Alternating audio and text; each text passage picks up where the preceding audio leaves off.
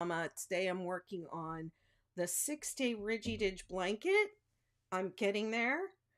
This is going to be my last repeat of colors, so I think I have about 6 stripes to go, and then I'll be putting an edge on. I'm using Lion brand Respun bonus bundles for this, so I'm still on the first skein of all 6 of my colors, and my blanket's 3/4 of the way plus done. I'm using a Furls Odyssey crochet hook. A moment of silence for the Furls Odyssey hook, my favorite hook. They're no longer making them.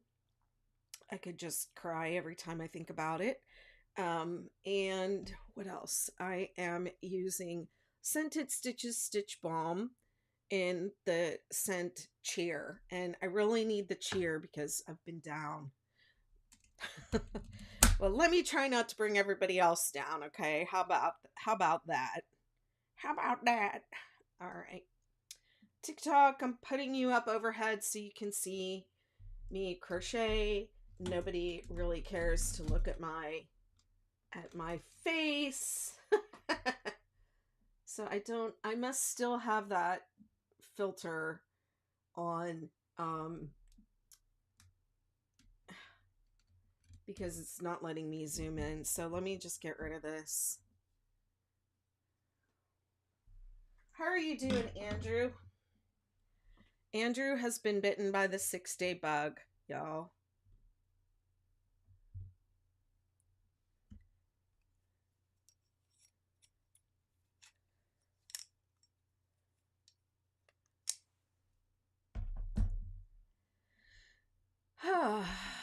Okay. Just one more thing to do. Let me go over to view my channel.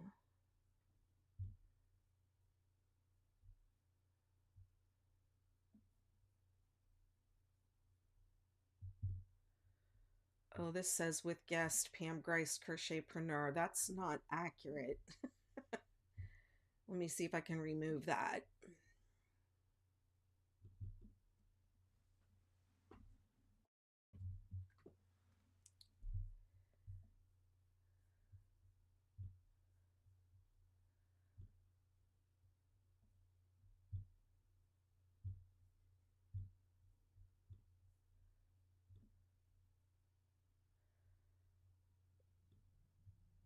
You're going to attempt one of my patterns someday. Go start with the star. It's the easiest one.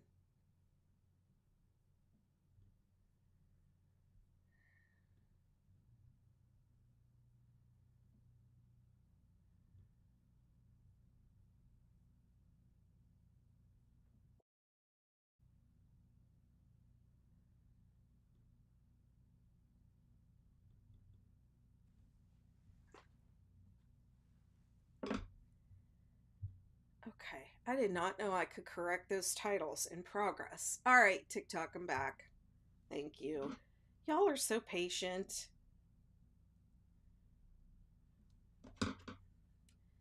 TikTok is the best for going live.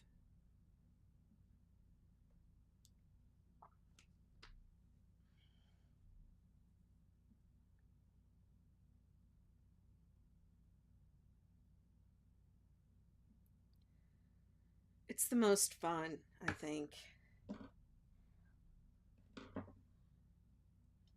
Let me plug this in too so it doesn't die. All right, I'm all ready now.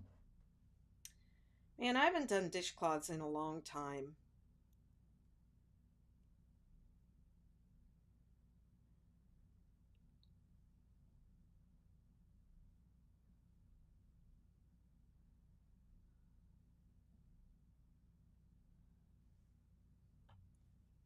I'm going to go ahead and set this.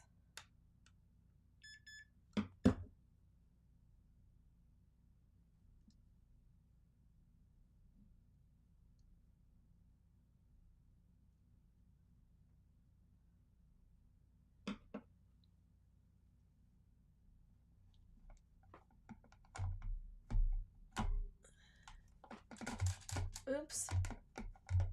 Took a bunch of pictures. There we go. That's better.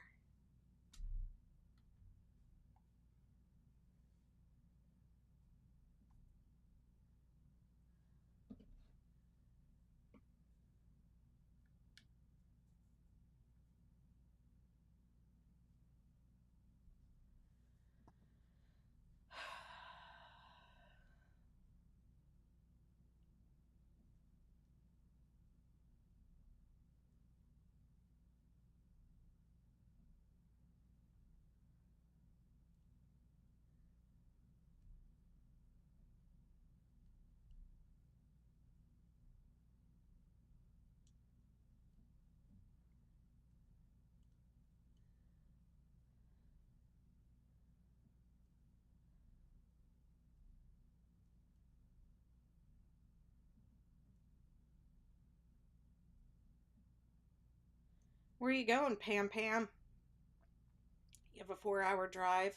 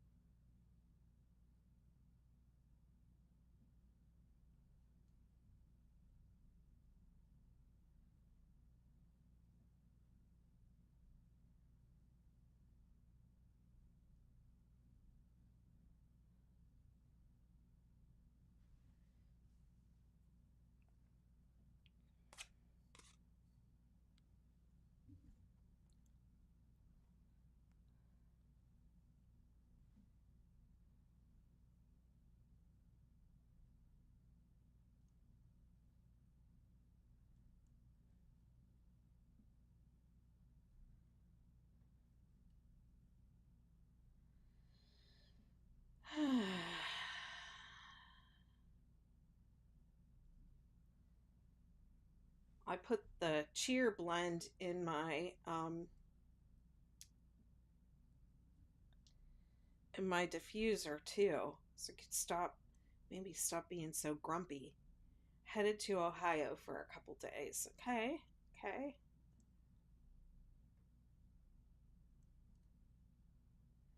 I grew up in Western PA. My mom and my sisters are all still there. All my nieces and nephews.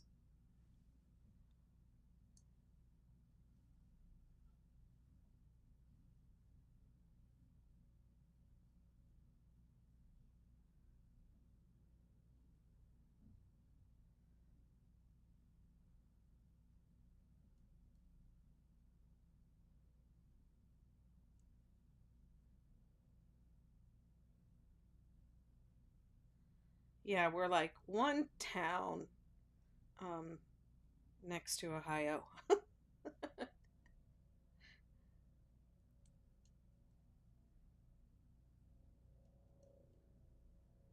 It's 9 hours from here, though.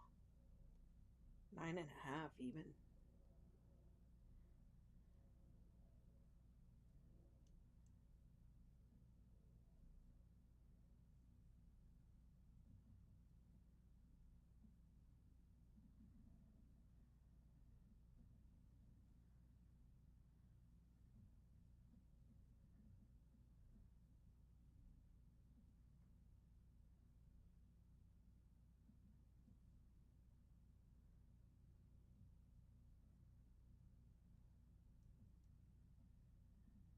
You went to the Hershey place?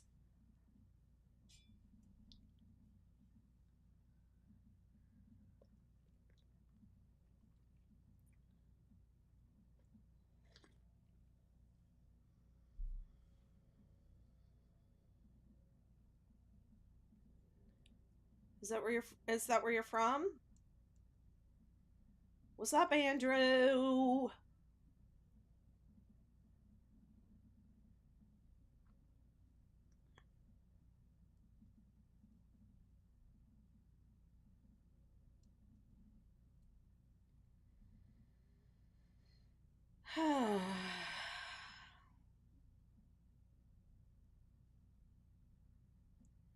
Between Ohio and Kentucky, yes, the Hershey Museum. Okay.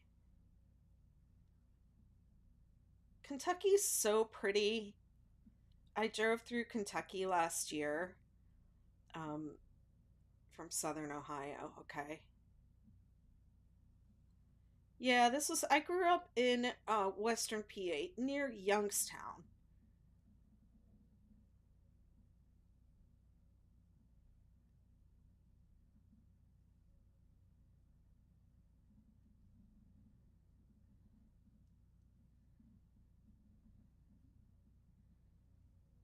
But Kentucky, I drove through Kentucky last year, and gosh, it's pretty.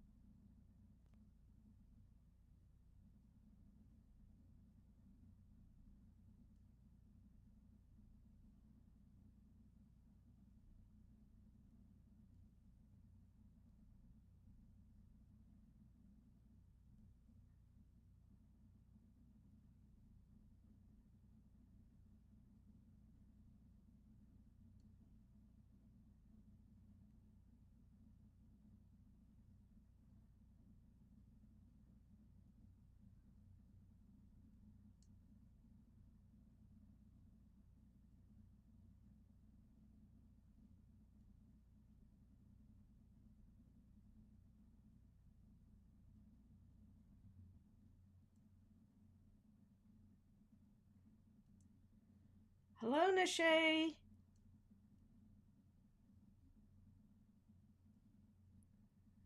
Where are my YouTubers at today? Anybody over here? There's 3 people. Oh, TikTok. I just saw your comments, Andrew. TikTok kicked me out and won't let me back on. Okay. Working on a turtle this morning, then finishing the skirt today. All right.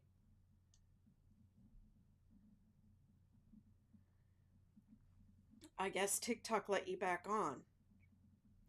Because now you're back over at TikTok. I wonder why it didn't notify me that there. Now I hear it. Hey, Sherry.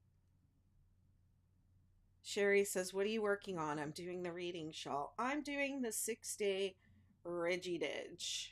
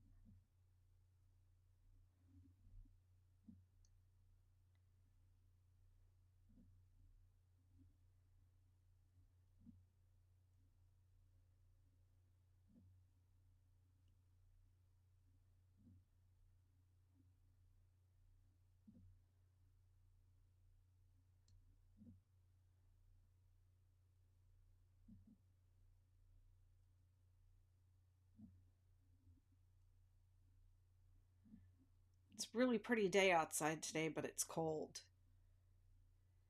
How's everyone doing with weather?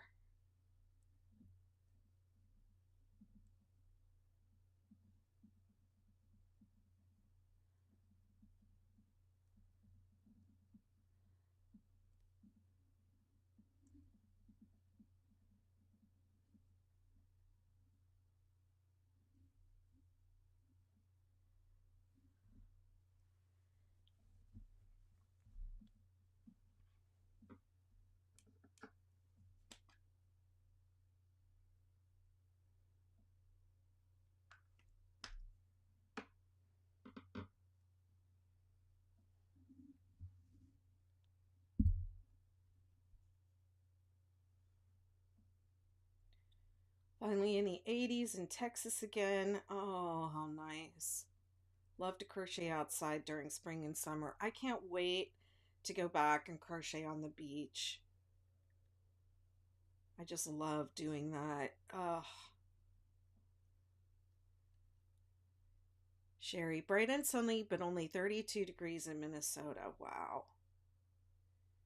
Yeah, it's same here. It's bright and sunny, but it's maybe about 40.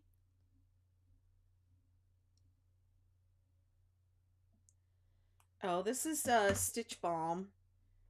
It's called Scented Stitches Stitch Balm, and I have an affiliate link in my bio if you'd like to check them out. They have 4 different aromatherapy scents that smell really nice while you're crocheting, and you put it on your finger where you tension the yarn, and the makes your project smell nice.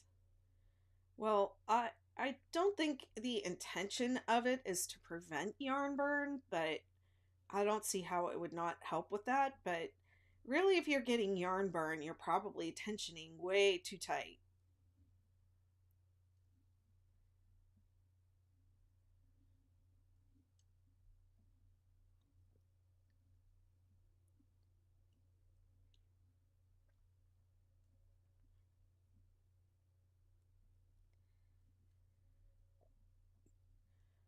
Well, it's not good for your body. It's not good for your, eye tension like this, which also isn't good. I should really work on that habit. of loosening up that finger. Anytime you're in pain when you're crocheting, something needs to be addressed.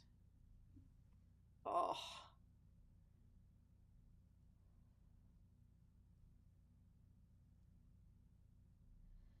I really prefer, my habitual way of tensioning, but I can do it this way. I just revert back to the other way all the time without thinking about it. But how long have you been crocheting, Lenora?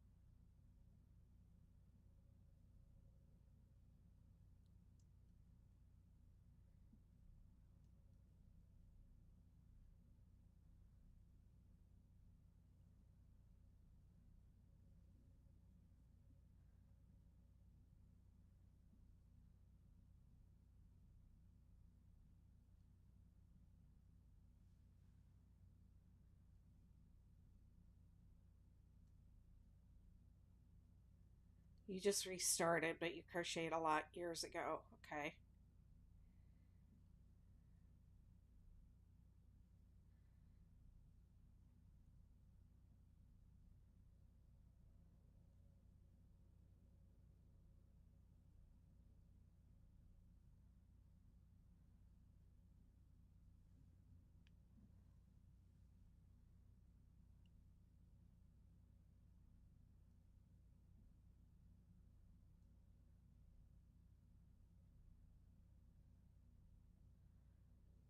I've been crocheting for a year and half, and I can only crochet with yarn around my index. Well, I mean, you can do anything you want. You just, I mean, I don't like doing this, but I prefer to just hold it like that. But if it's to protect your body, I crochet every day, and it's my business. So I look for ways to protect my body.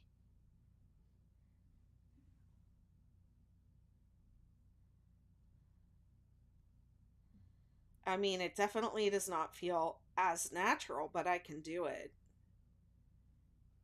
But if you're doing something that causes pain,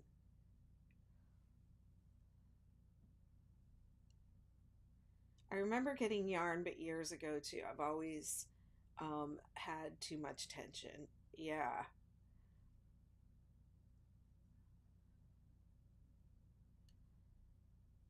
yeah. Relax your hand. I can't get it to flow with it wrapped around my pinky and index. It definitely doesn't flow the same. I'll say that. Um, and I have to remind myself to do it. Otherwise, I will just revert to the old way. I only restarted because my daughter wants to learn. She's 8. Well, that's nice. It's a wonderful hobby. It's great for kids. All the kids in my life, when they spend any time around me, of course they want to learn crochet.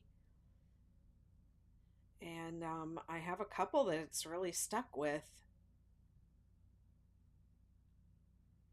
Hi, it's the 6-day Ridgy Didge blanket. Um, there is a pattern for it. It is drafted and pre-released in my membership community, which is called the Betty McKnitiverse, and I'll post a link. I don't think I've ever had hand pains, and I can crochet. Well, if you're not in pain, then You know, there's no reason to change. I mean, I'm not in pain either, but I definitely can feel that finger being, you know, curled up like that all the time is does not feel healthy.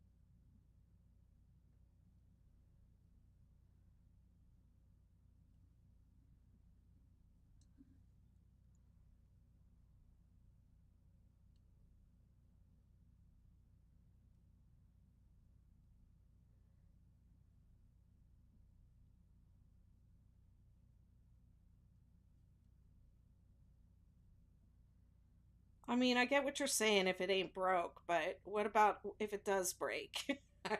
You know? So I don't know. A lot of the somatic tips that I give are preventative. They're meant to prevent future pain and injury. So I think you said you've only been crocheting for a year and a half.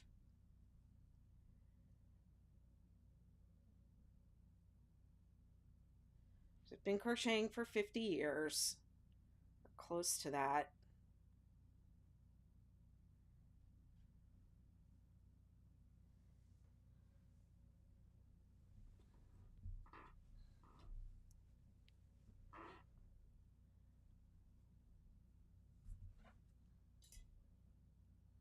Guess it just depends on how long you want to keep crocheting.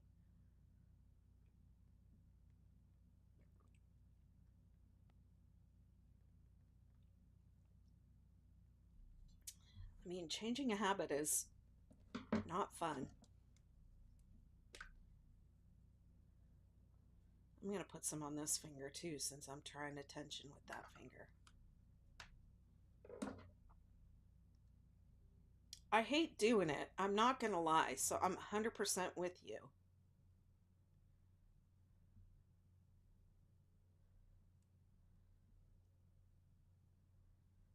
It's definitely slowing me down.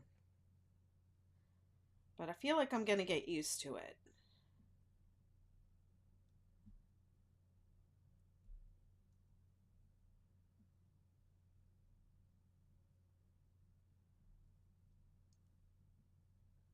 Thank you, Andrew.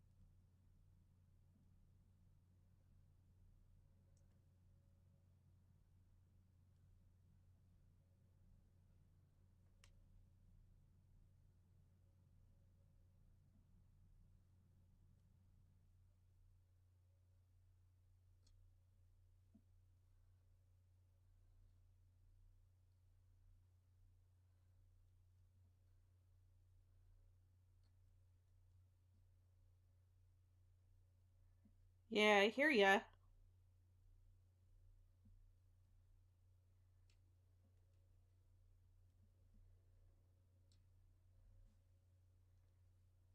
I mean, thankfully, I'm not having any problems myself, but I do a lot of self care too.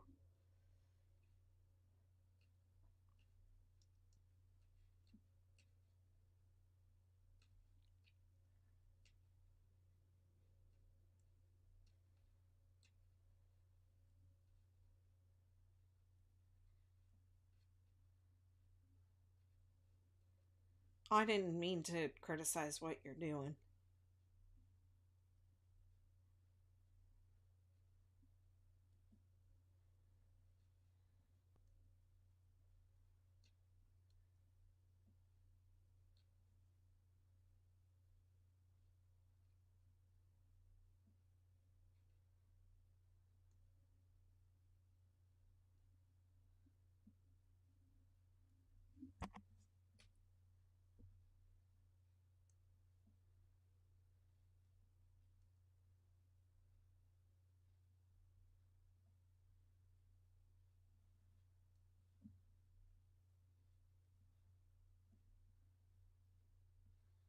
I love row 3 and how fast it works up because you get to work into the spaces.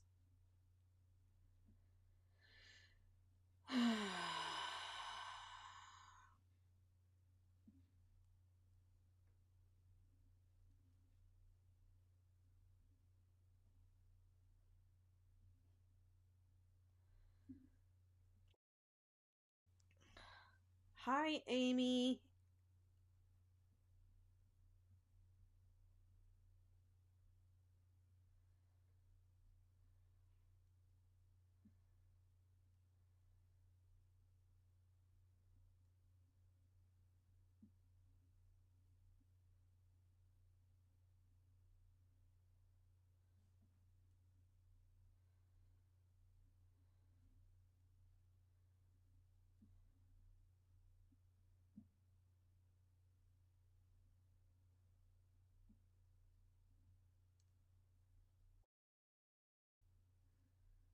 Yep, Andrew's here, and Andrew's also on TikTok.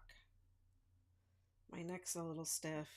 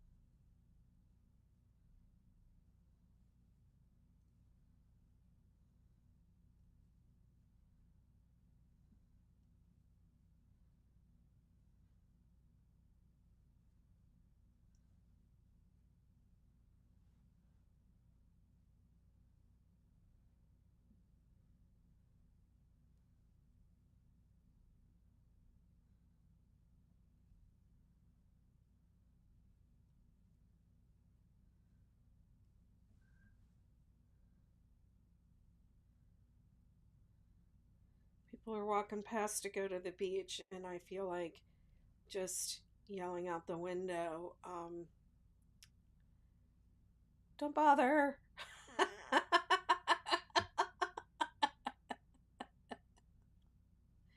Hey, Nova, how are you?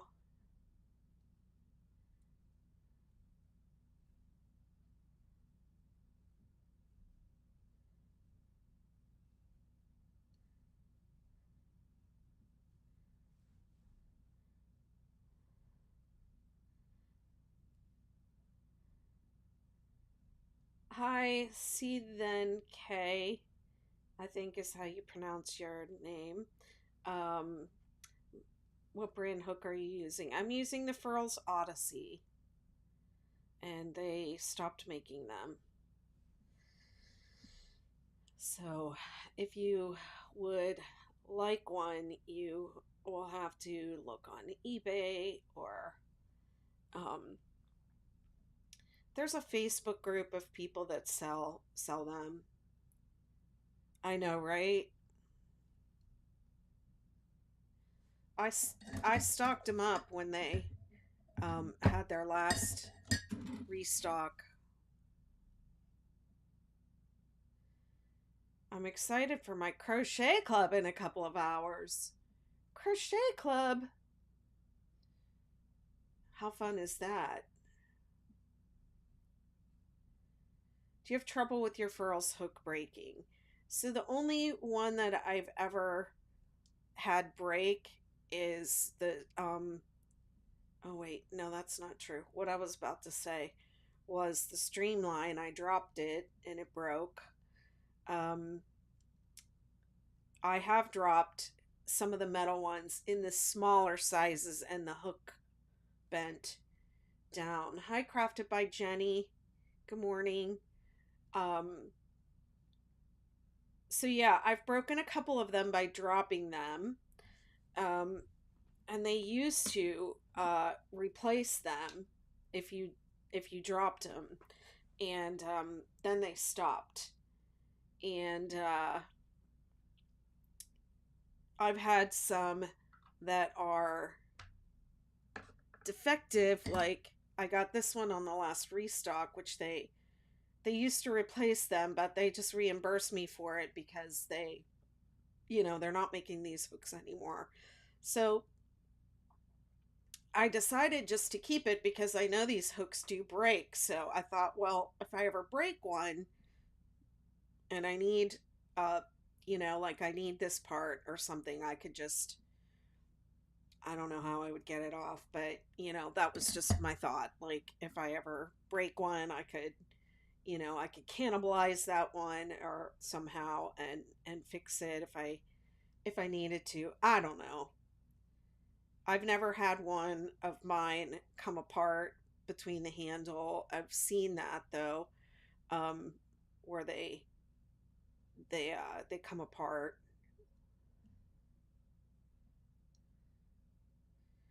Are those hooks? No, they are tapered. Well, the older style was more of a tapered hook, but then they changed the shape of it to more of an inline style, and I don't like those as much. Like if I wanted an inline hook, I could, I could get their streamline. That's the whole point of the streamline.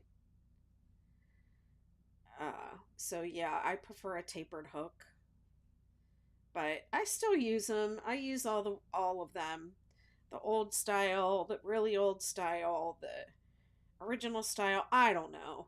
The company had um, definitely had some quality control issues, and I was working with them during the pandemic. They put a call out for one skein uh, patterns for a promotion that they were doing, and so I was working with them, and it was like a quarantine special, and I guess they were just not expecting the well, none of us were really expecting the explosion of interest in hand, crocheting and knitting that happened during the pandemic.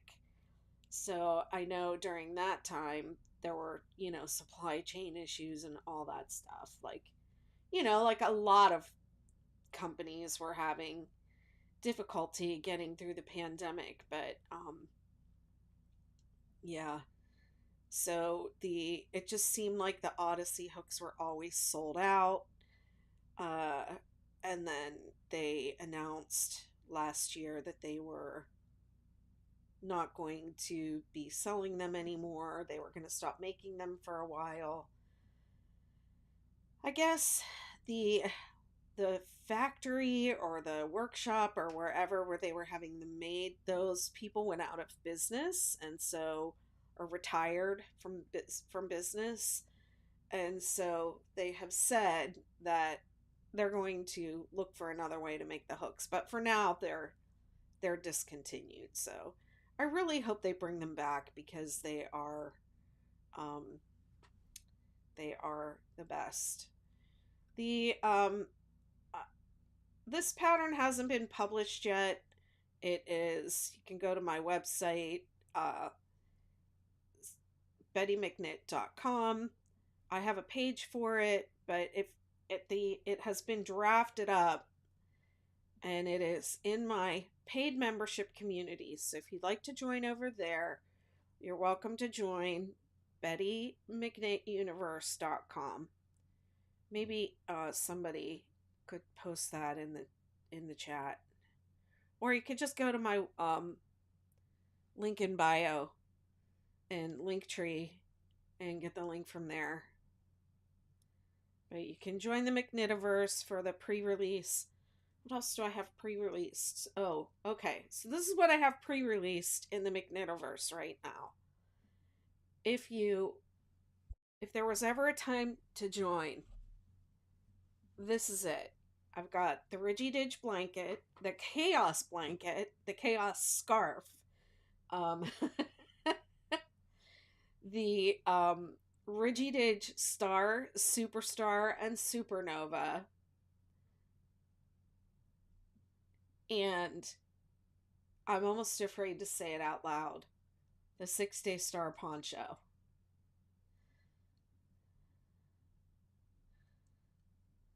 Which a couple people have already made.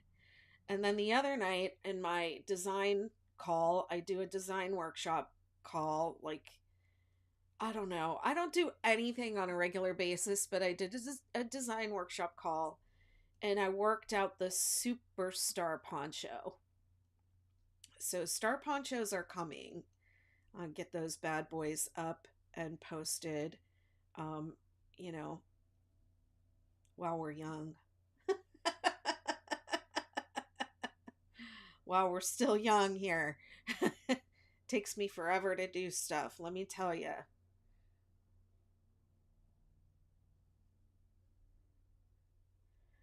Publishing crochet patterns is a lot of work, folks. There's a lot more that goes into it than you think.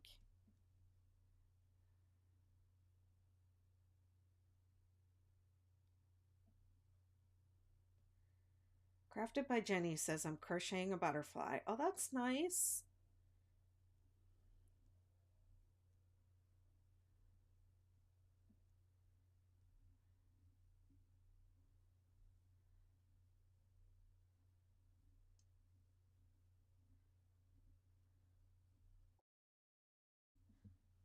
Thank you, my dear. Appreciate you.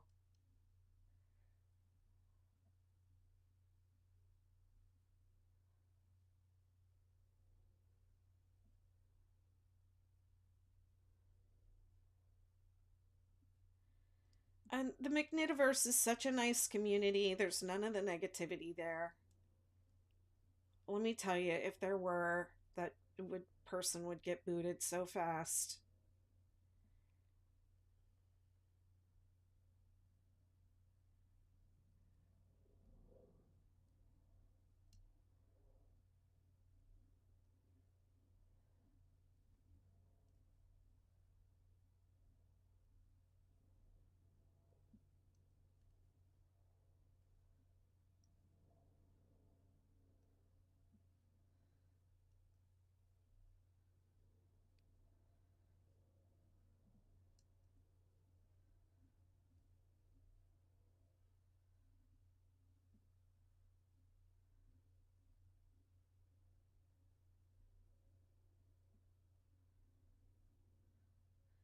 Uh-huh, I went back to doing that.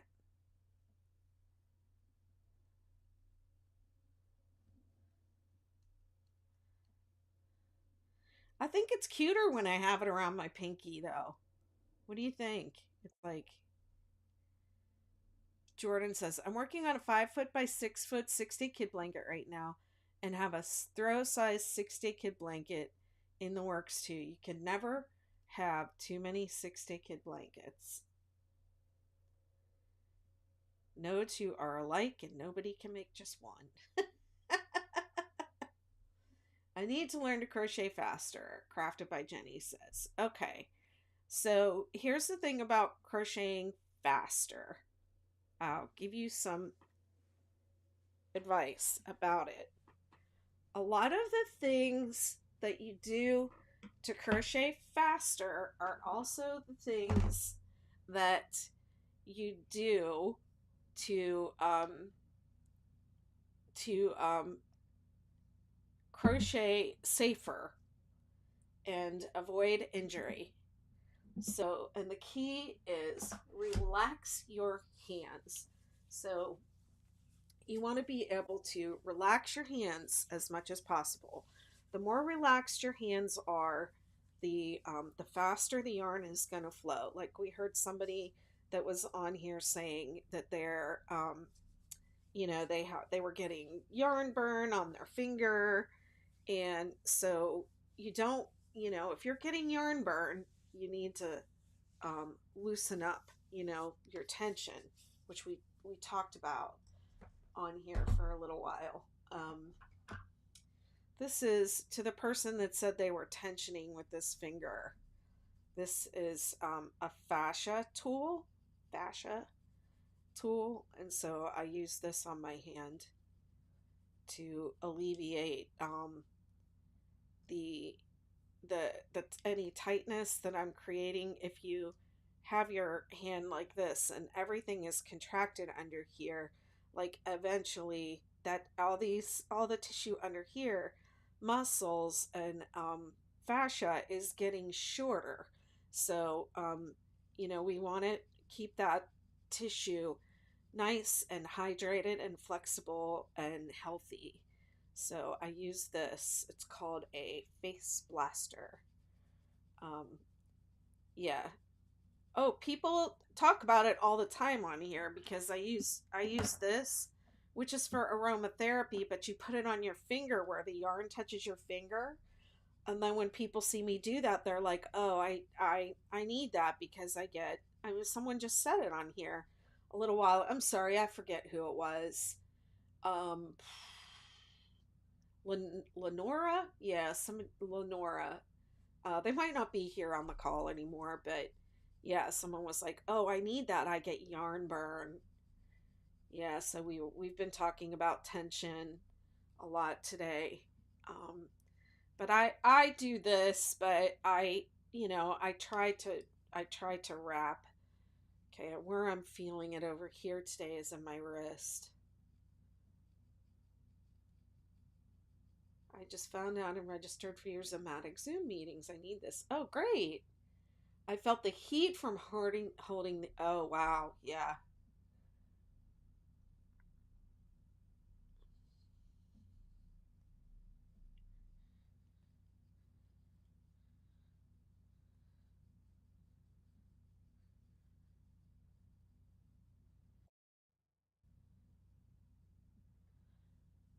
It's the first time you ever heard the term yarn burn. Oh, yeah.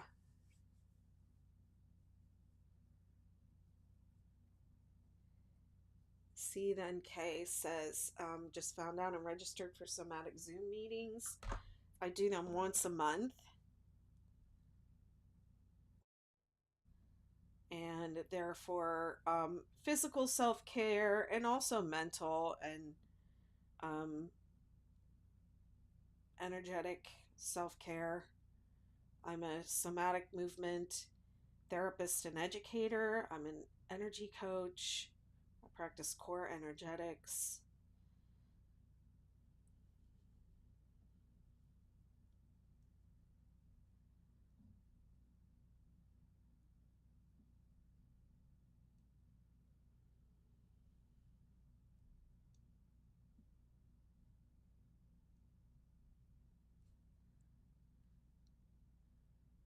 Take a moment for you. My the yarn is I have all the details of what I'm working on in the poll, but I don't think it says the colors. The name of the colors are Fjord, Amber, Dark Denim, Sahara, Heliotrope, and Cranberry.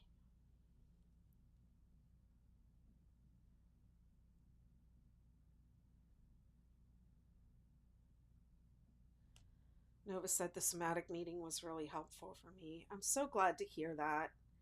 Yeah, I'm still like getting my bearings with exactly what those meetings are to be, going to be, but I think I'm getting better and better at leading them. I don't know, maybe I'm not. But yeah, my first either superstar or supernova, can't remember now which one, for my coworker for our Secret Santa exchange last year. It was fun. I think I've done 4 other 6-day kid, but wow.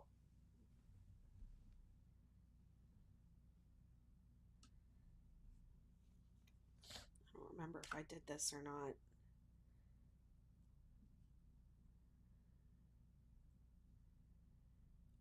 Mostly I like this for the aromatherapy of, working on it.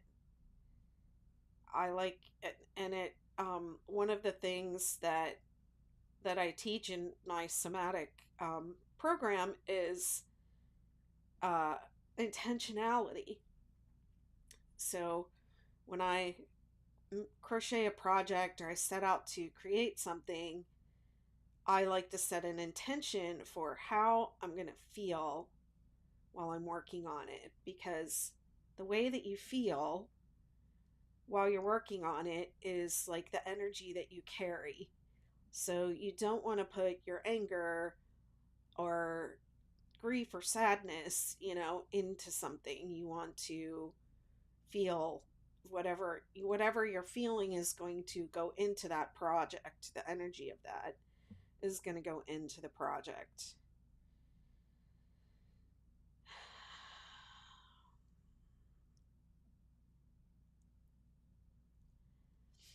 So having the aromatherapy, it helps for me to like develop and set and keep an intention.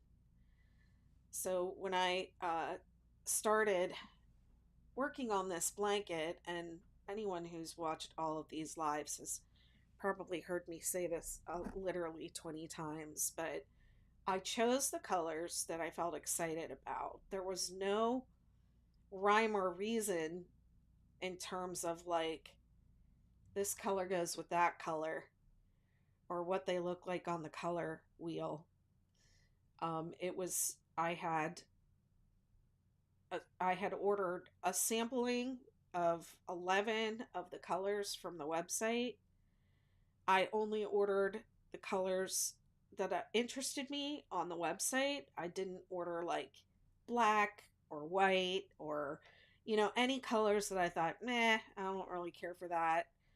Um, so I ordered 11 colors that interested me, and then I swatched up some of them, and I chose the ones that I felt excited about. Like, I literally looked at the skein of yarn and looked at the color and felt like how it made me feel.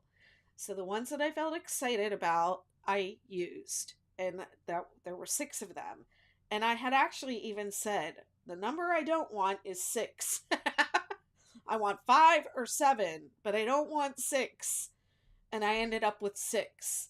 And I made it work. But yeah, so the colors excited me, and then I chose out of the 4 scents. I thought, well, if I'm excited, cheer sounds like you know, a good scent to use. Out of the 4 scents are power, confidence, calm, and cheer. So I thought, well, I'm excited about the colors, so I'll use cheer.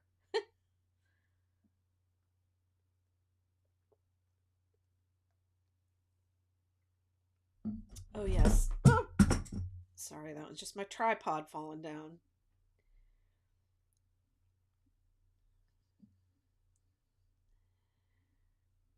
Thank you. The colors aren't really actually accurate on TikTok.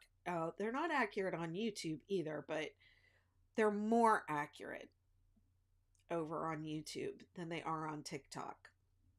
Like this color that I'm working with right now is blue. Love that you center your joy. Yes, that's exactly it. That is exactly what I want to like help people do through somatic crochet, is to get more, get maximum enjoyment out of their craft.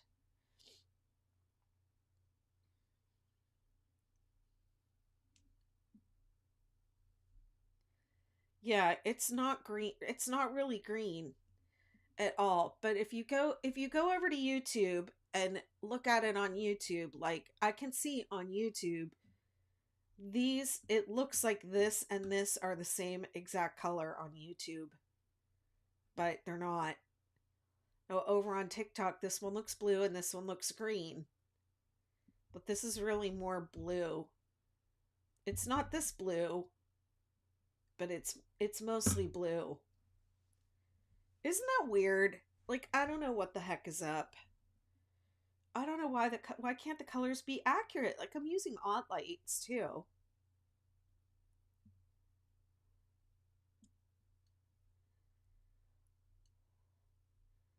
Yeah, so the like intention of this blanket was just honestly to make a sample for me to photograph and for my pattern, make a beautiful blanket, you know, that'll inspire people to make the project.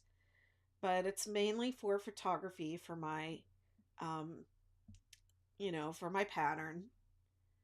I don't have anyone in particular in mind to give it to or anything like that. Um and I'm probably not going to be able to give this one away because I'll need it as a sample, you know.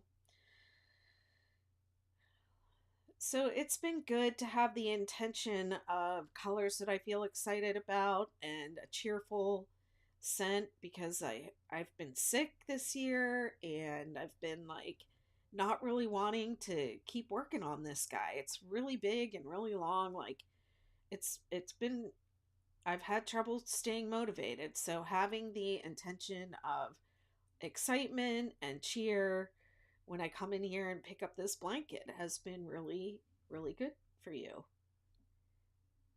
Take a moment for you. There is a poll on this live, and you can click the poll, and it's going to answer, tell you all the details. Pacific Allison. It's recycled yarn. It's made from recycled materials. So it's I think I if I had used and people ask me right away, is it splitty? Is it splitty? It's a little splitty, but I got used to it. But I what hook am I using with this? I'm using an I. I kind of wish I had used an H. I feel like that would have made it a little less splitty, but it just took a little getting used to and adjusting. And also, if you have a yarn that splits, you're supposed to use a streamlined, an inline hook instead of a tapered hook. But I am only going to use my Furls Odyssey, and that is, you know, to protect my body. Yeah, I love that it's recycled, and the colors are really saturated. Like, it's nicer than I expected. I want to try, they have a thick and quick version, so I think I'm going to try that.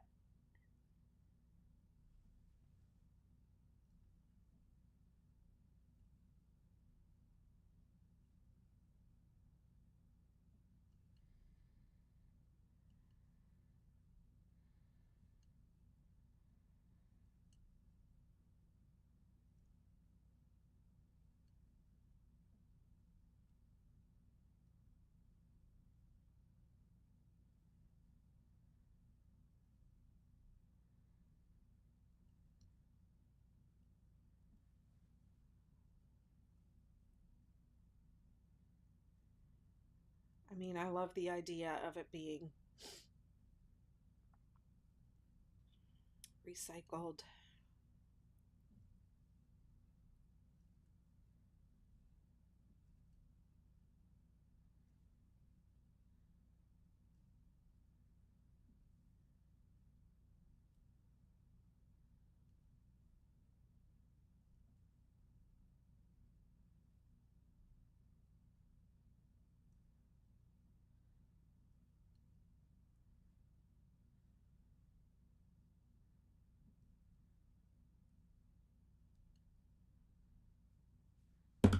Whoops.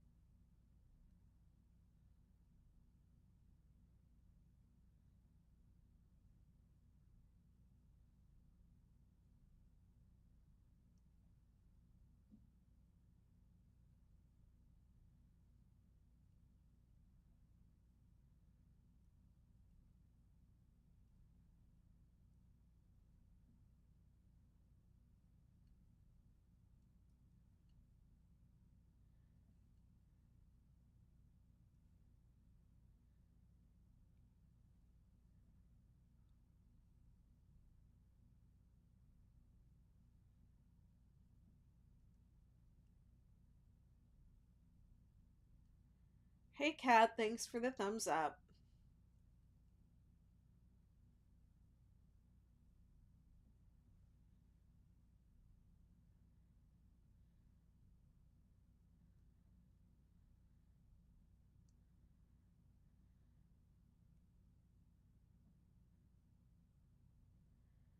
How long have I been working on? Oh, for goodness, way too long. It's supposed to be a 6-day blanket. It's called the 6-day blanket. And it's, you know, I wasn't thinking when I named it the 6-day blanket that it was, going to go viral and people were going to want to make it in every different size. And I wasn't planning ahead. I didn't even really, at the time, I was like, why am I publishing this? It's weird. But Ravelry was new, and I was like, this is what people do, I guess. And so this is what I'm going to do. This is not where I ended, though. I think I started right here. So I worked on this on a on a live the other day. So not all of this made it to YouTube or whatever. So 1, 2, 3, 4, 5, 6, 7, 8, 9, 10, 11, 12, 13, 14, 15, 16. This is my 17th day on the 6-day blanket. So whenever y'all are like, it took me a lot longer than 6 days. Yep.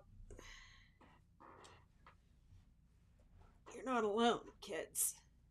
You're not alone.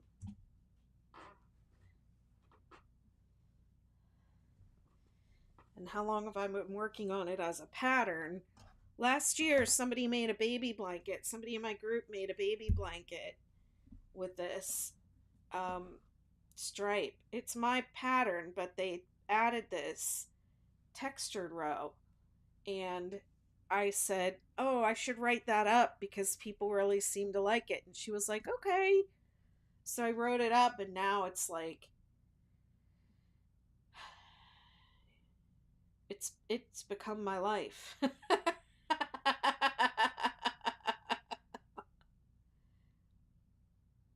would take Andrew a year. Aw, come on now. I don't know. I saw Andrew make a whole star blanket in a week, about a week.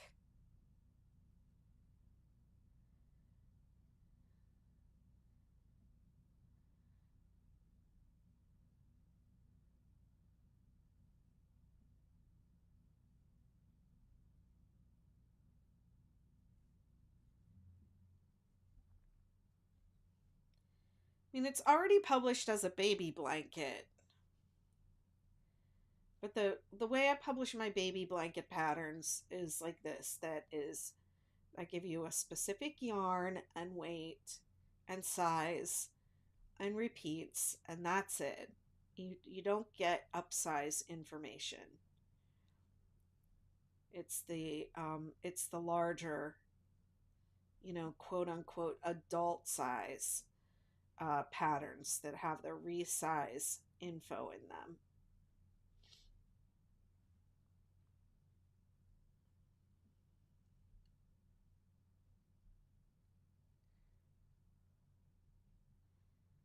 I don't know, y'all. I still haven't used a whole bonus bundle yet.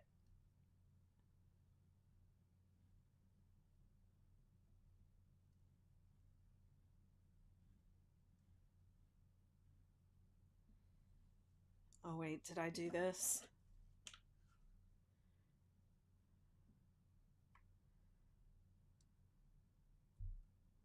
No, I can't show the whole blanket. It's too big.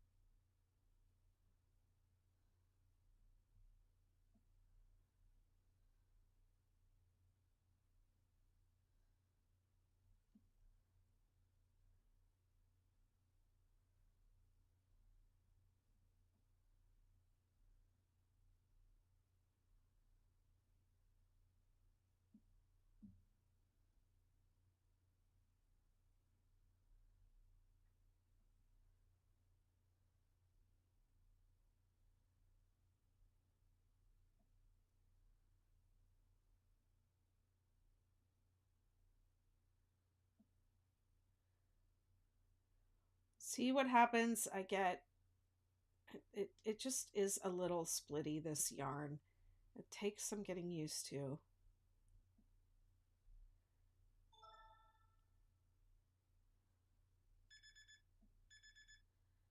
All right.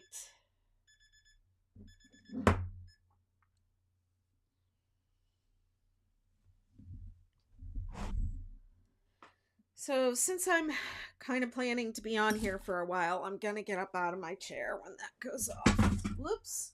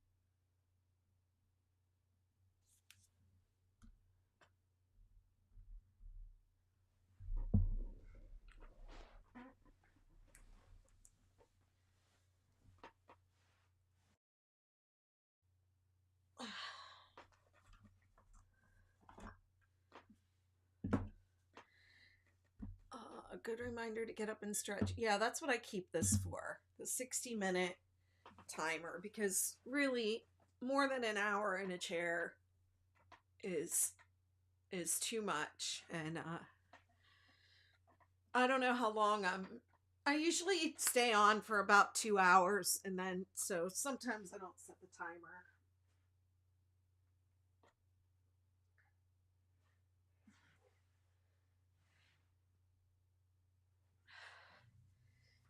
Well, I haven't seen Pat Jacobs on here today, but that Bikram yoga class has been paying off.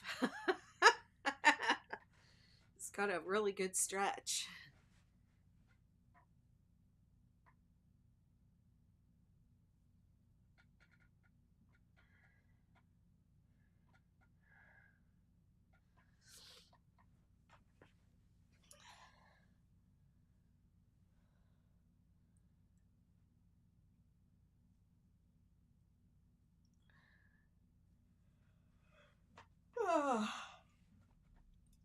I doing on coffee? Okay, I'm still good.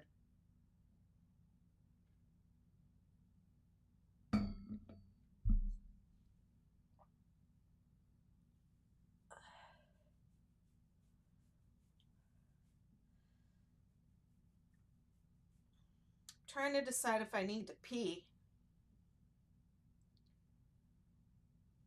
Might as well since I'm up.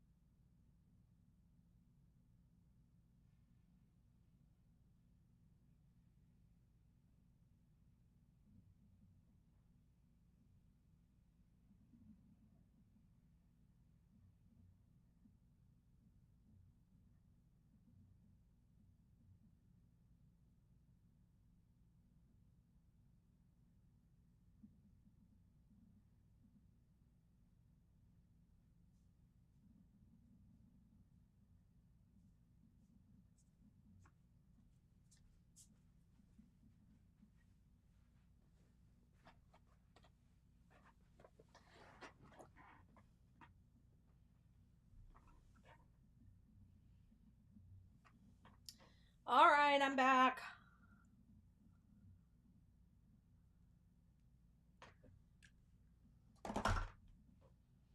Did everyone stretch?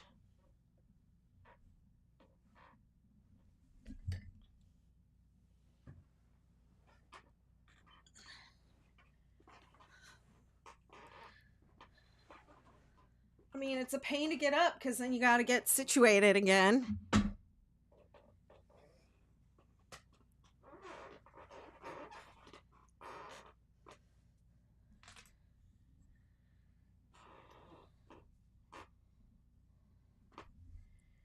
And this is a big blanket.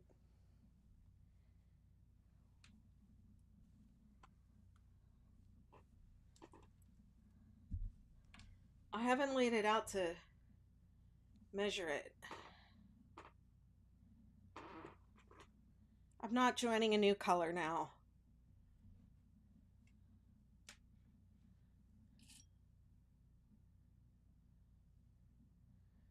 I just got up to take a break.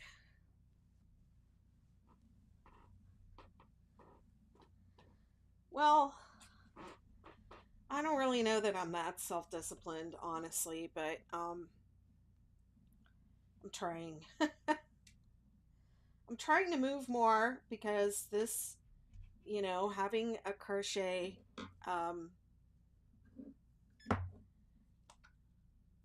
business can be very sedentary. It can be very hard on your body. But I came into somatics through dance, and dance is similar to crochet, even more that as a dancer, you need your body to do, to do the thing. You need your body as a dancer. If your body breaks, you can't work.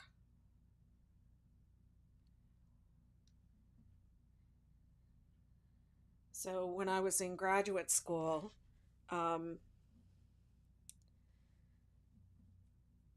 I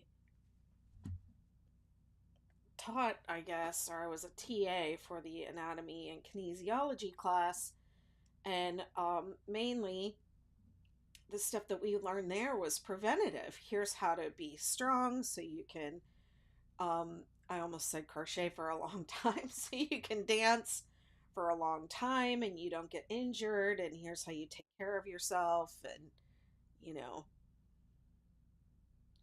all those things.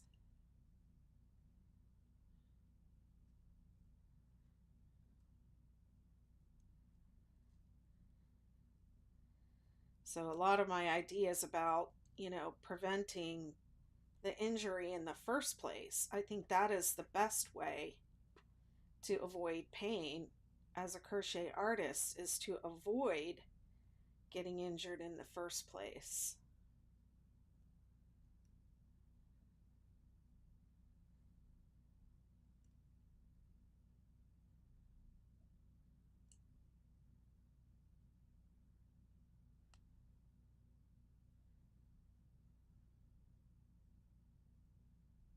Hi, thanks for following.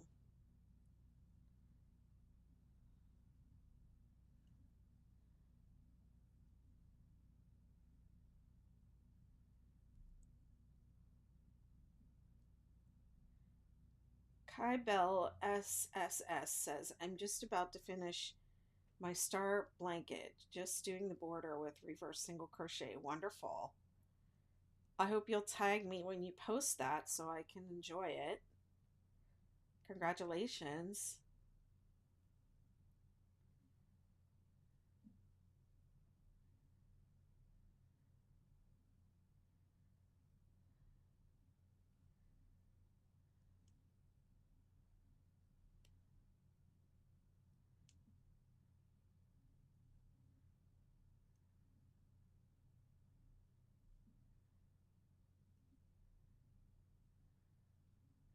Hi, sweet drops.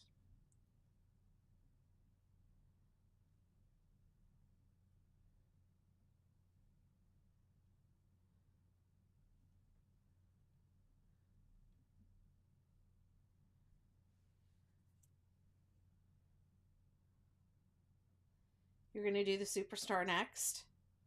Great.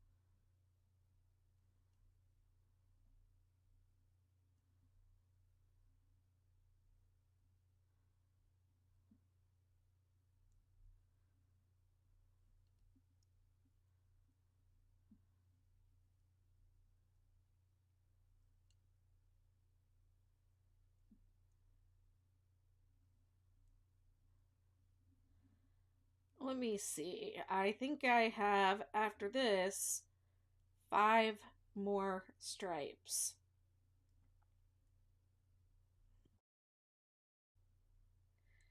Y'all don't forget to hydrate, says Andrew.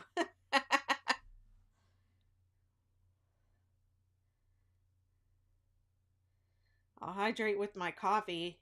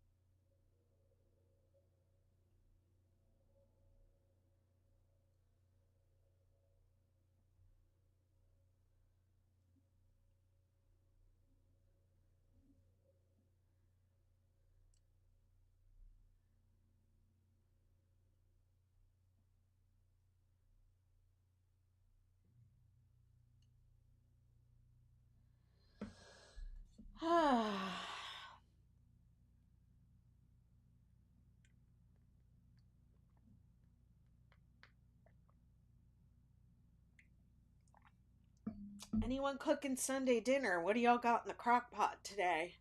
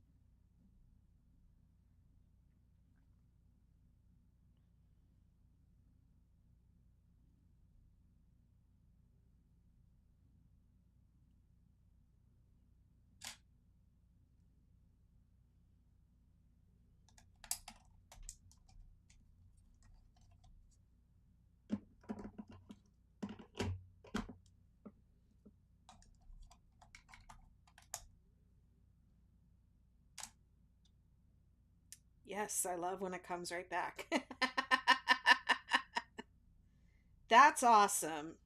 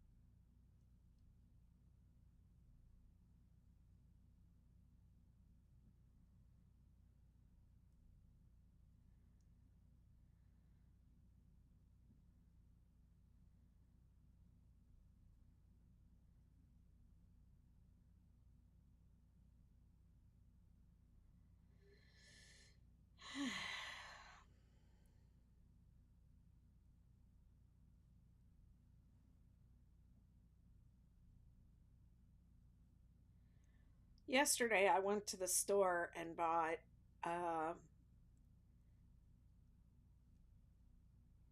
a pre made rotisserie chicken,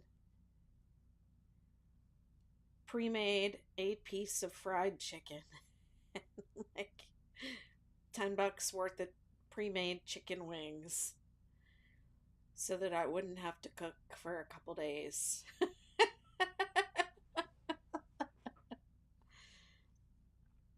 When I was in Norfolk getting my nails done a couple weeks ago, I went to Costco and I bought the pre made soups and stuff that I really liked from the last time. I like their Irish. Oh, come on, is that a knot? Come on, Lion Brand. Don't you tie knots in my yarn.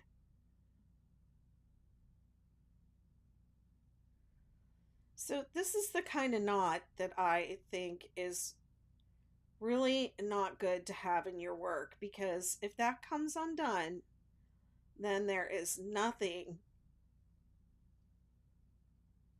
So, people tie these magic knots and things, and if that were to come undone in my work, there would be nothing to repair it with.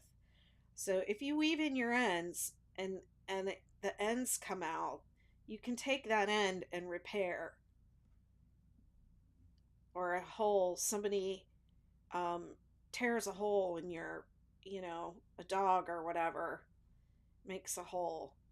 So somebody was asking me about how I change colors. So this is not a new color, but this is a knot that I found in the yarn that I'm going to treat like a color change. Okay.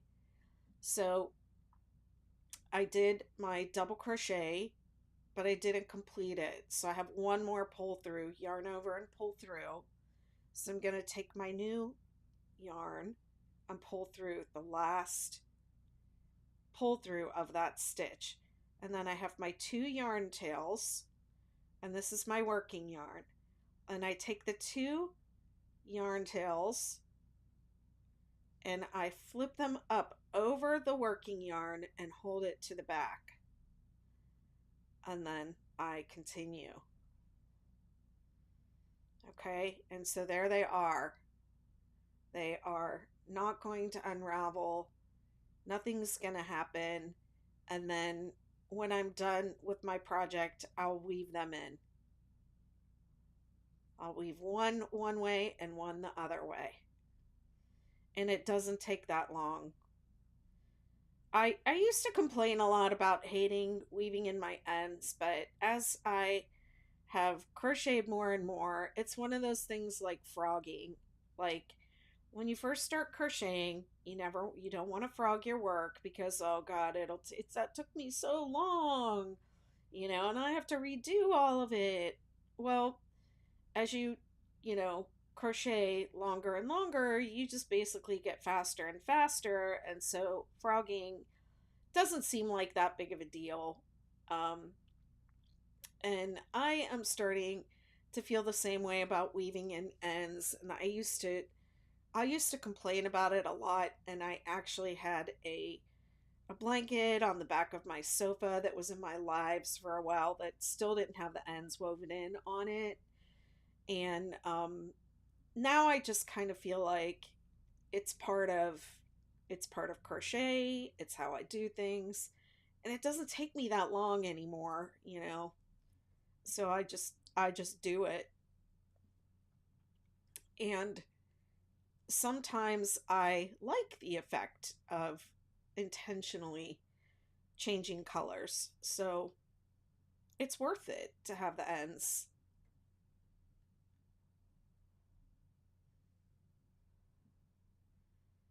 I want those color changes, so I'm going to have to deal with the ends. It's just the way it is. It just comes with the territory, you know? So I don't know. I don't know if I would ever just like not take on a project because I didn't like if I really liked it and wanted to do it, I would just do it and deal with the ends. It's just part of it. I don't know what I'm trying to say.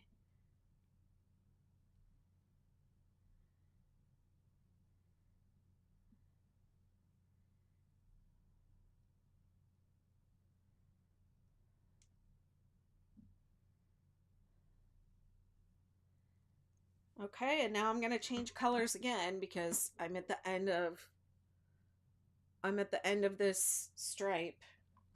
So you'll see it's basically I got another pair of swan scissors because I think they're so cute. So the cranberry is next.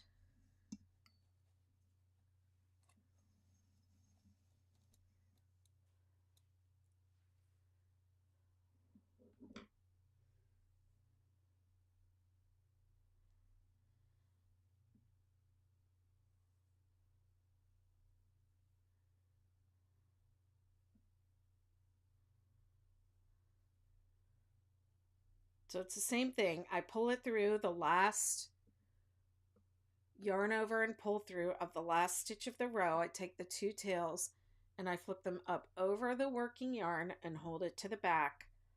And then I start my next row. And so on the ends, what I'll do is I'm going to work an edge down here. So I will put the cranberry thread this way and the Fjord thread that way. And I will work over my edge row over it for like 1 or 2 stitches tops. because working over your ends does not secure them.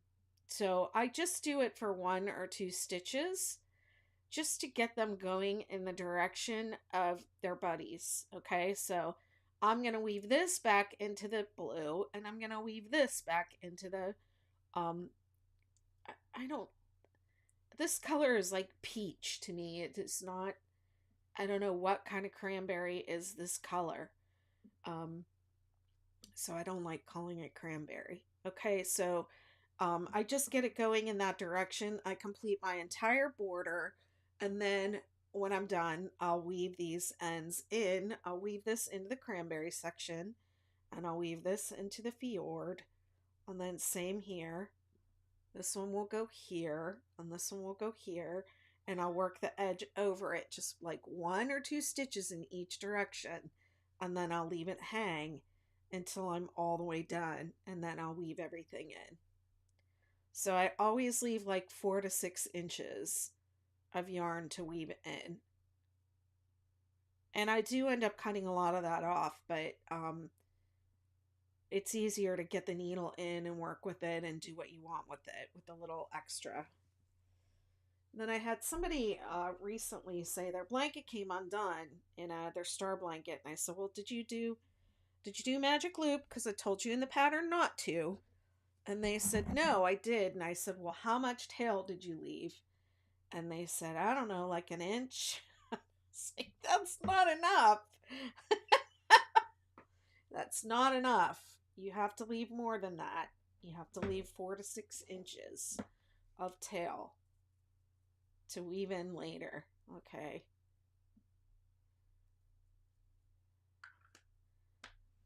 Listen to your crochet mama. All right, this is the ridge row, so I'm working instead of, it's the same as the regular row 6 on the 6-day blanket. Okay, but instead of doing double crochet, we're doing front post double crochet.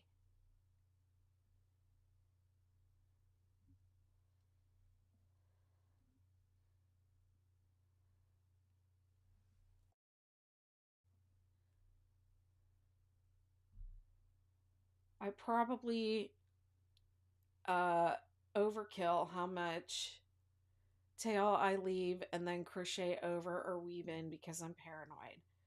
Well, if you're just crocheting over it, that can come out.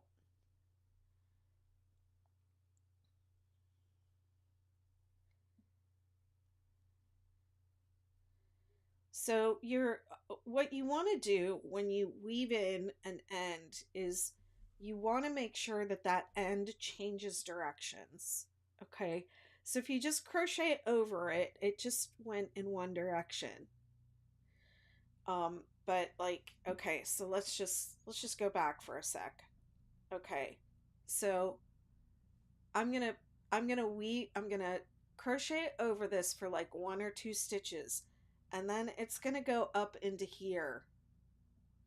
Okay, so I'm going to work it up under these stitches and then up and then back again. So it has changed directions. 1, 2. Well, actually 3. It's going this way, and this way. All right, that's how when this gets stretched and pulled, have you ever had like an end that you wove in, and let's just say I wove it in like that, or just worked over it? Let's just say I worked over it, okay? And I worked over this much, and then I cut it. And then somebody used it and it stretched like that. And then did you see what happened? Now the end is going to pop out.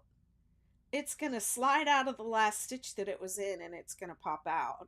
So have you seen your ends pop out? That's why.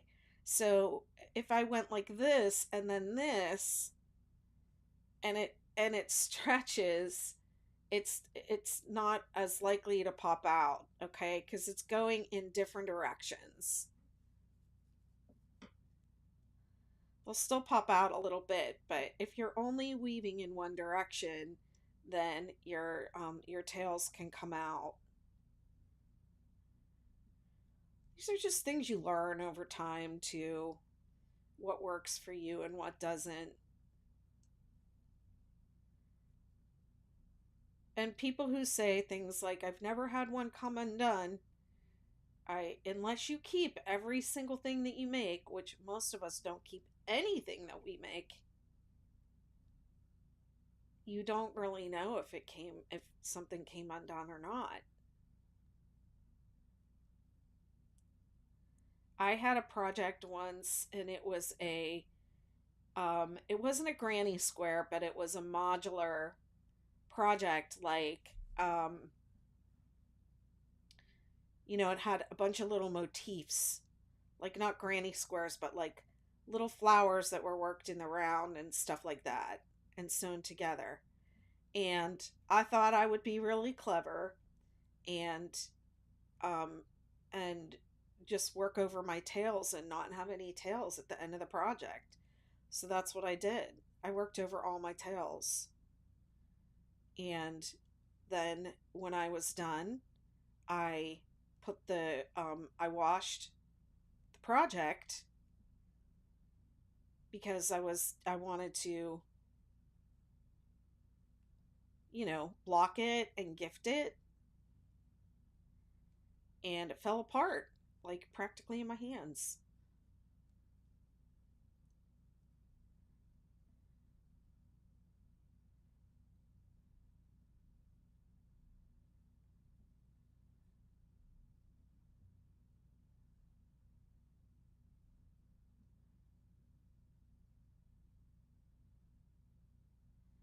Now here's that color change from the previous row.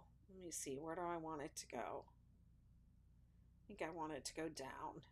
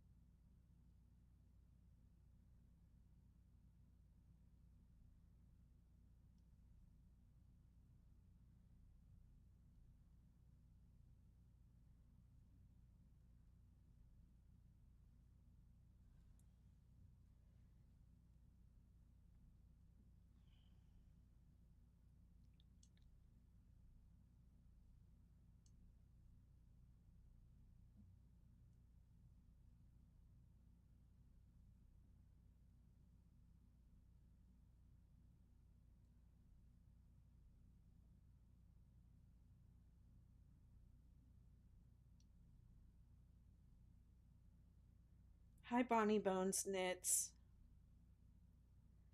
It's Lion Brand Respun. You can check the poll for more details.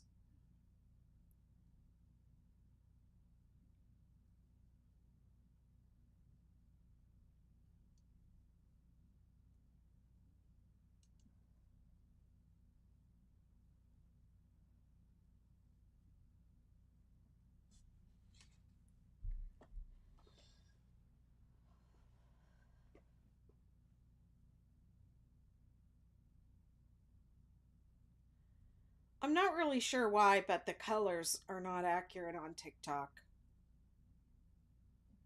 They're more accurate on YouTube, but they're not accurate over there either.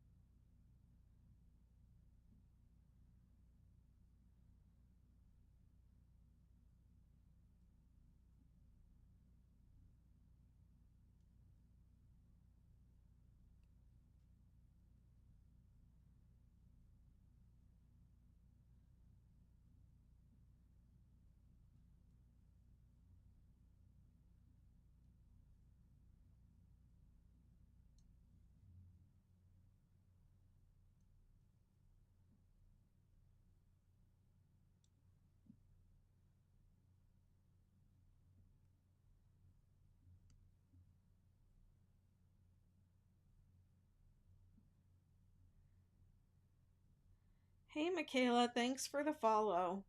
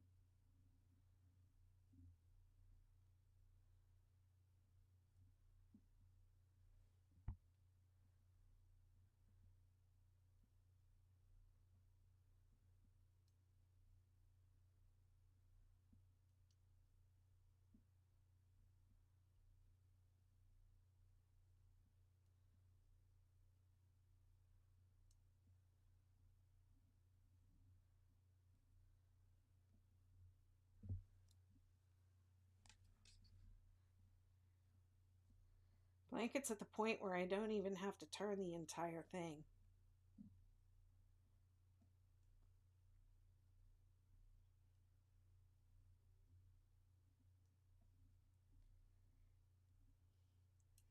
I can just turn the top of it.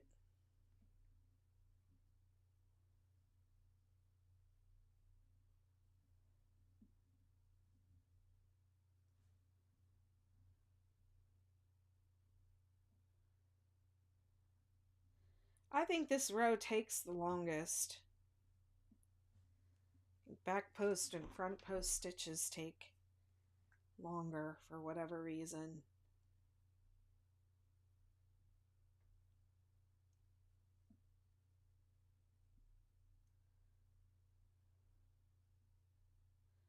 Hi, thanks for the follow.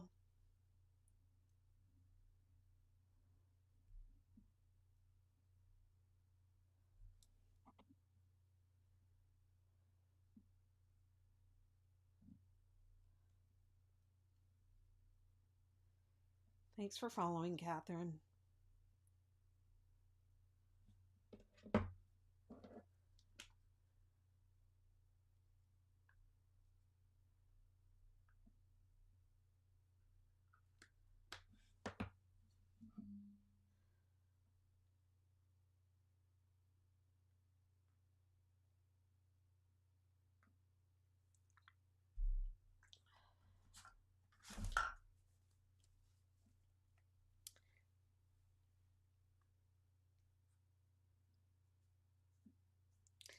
I use these wherever I have pain also.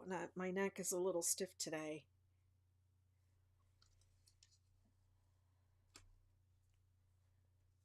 I probably just slept on it weird, and also I've been sleeping in my chair. Been falling asleep in my chair. I think I'm at that age where I'm allowed to do that and just sleep in my chair. Do you mean this? This is aromatherapy stitch balm.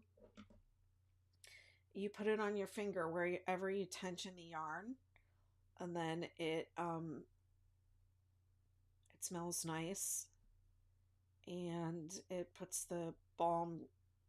The yarn picks up the balm, and it scents the project.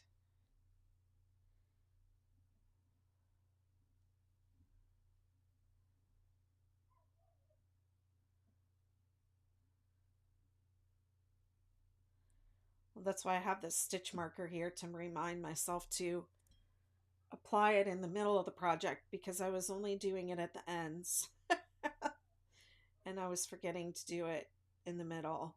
There's that dog barking again.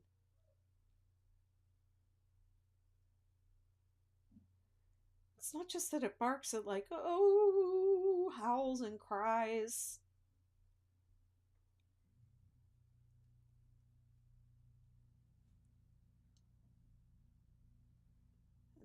And they don't care how their neighbors feel about it.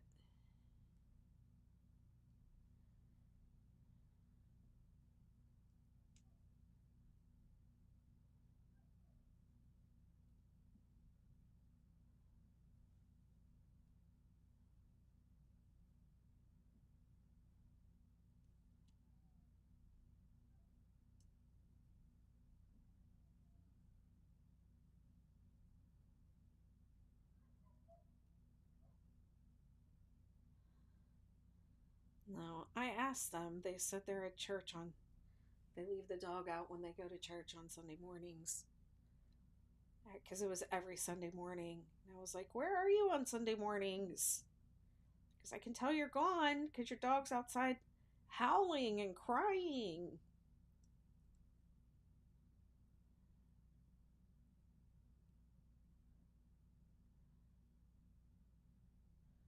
He's preaching.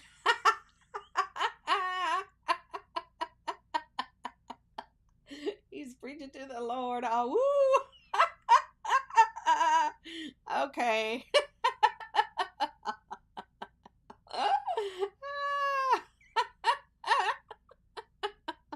That is the best. All right. Now I got a way to laugh about it. Thank you so much. I needed that. I'm like, how can I just not be mad about this? Because obviously they don't care. I've said something to them. They don't care. And they're not going to change. And, you know, who am I going to call? What am I going to do? Make a noise complaint? I mean, I'm sure the dog is just being dramatic. Like, I'm sure it's fine. I just don't like listening to it.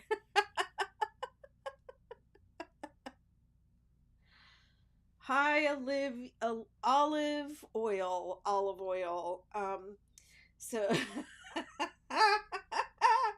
oh my gosh, you are funny. Nope, that was good. That was perfect. Now I can just call that up every time I hear that dog bark it. I could be like, he's preaching to the Lord. That's hilarious. Um, olive oil, this is a variation of the 6-day kid blanket. So you can get the 6-day kid blanket on free on my site. This particular stripe is called the Ridgy Didge, 6-day Ridgy Didge blanket, and I haven't published this version yet because this is me working up the sample to photograph it for the pattern. But it's pre-released. The draft release is um, in my membership community, the Betty McKnitiverse. So it's BettyMcKnitUniverse.com. Catherine, I totally get you because I crack myself up sometimes too.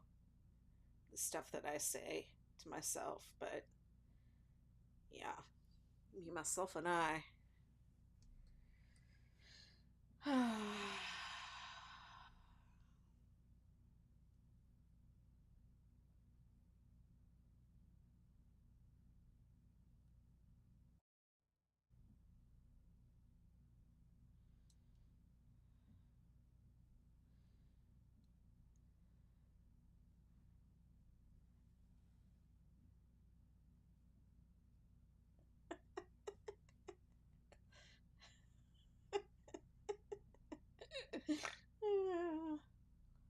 Charlie's out there preaching at the Lord.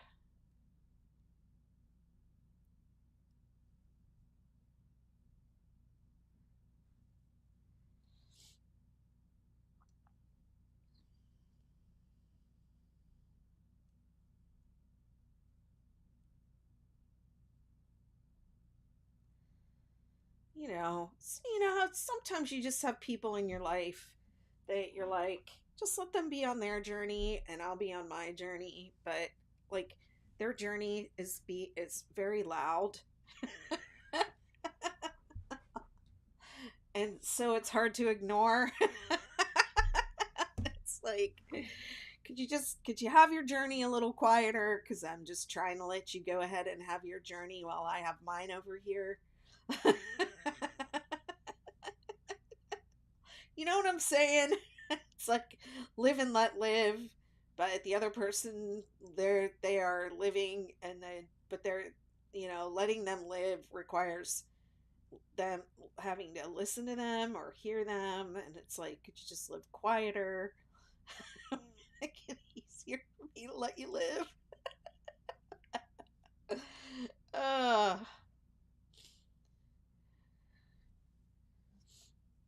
yeah, I'll probably write that one down so I can remember that. He's preaching to the Lord.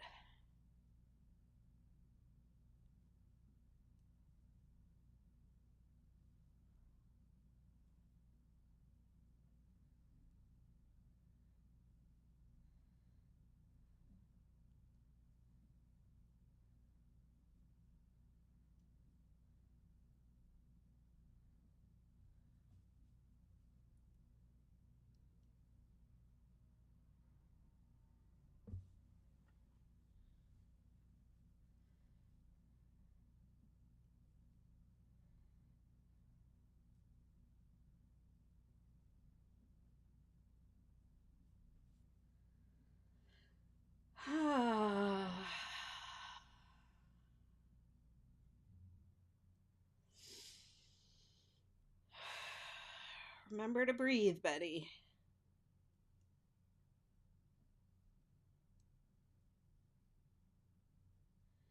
I really like these two colors together, so that's something I'm excited about. I picked these colors because I felt excited about them.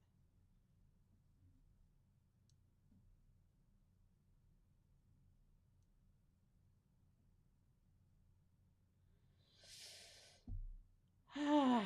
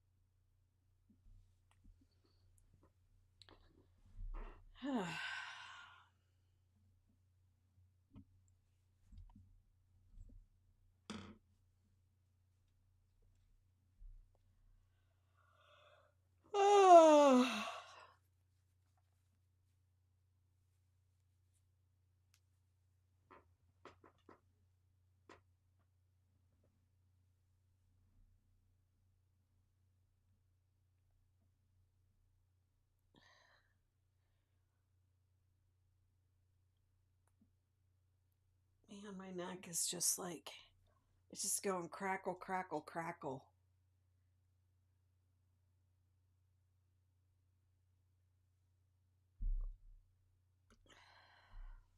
Oh, thank you. It's not really even, you're not really even getting the real colors over here either.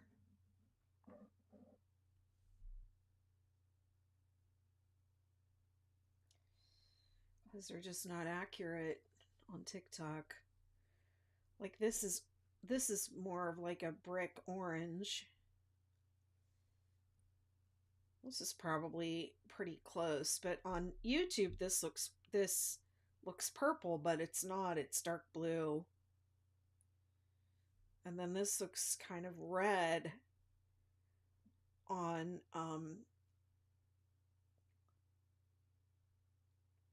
YouTube, and it looks orange on TikTok.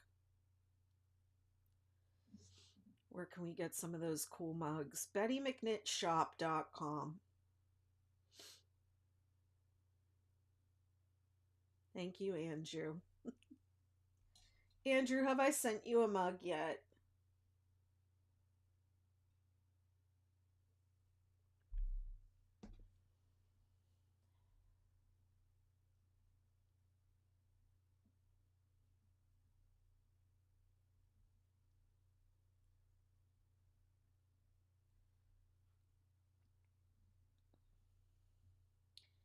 Amy said, how did you decide the color pattern? I see. I did not use a color wheel. I knew I wanted to use this yarn. I ordered a sampling of 11 colors that I liked from, online. When it got here, I swatched them up and I chose the ones that I felt excited about. And then I put them on order on a live video, and I took input from people, what people thought, how people thought I should line them up.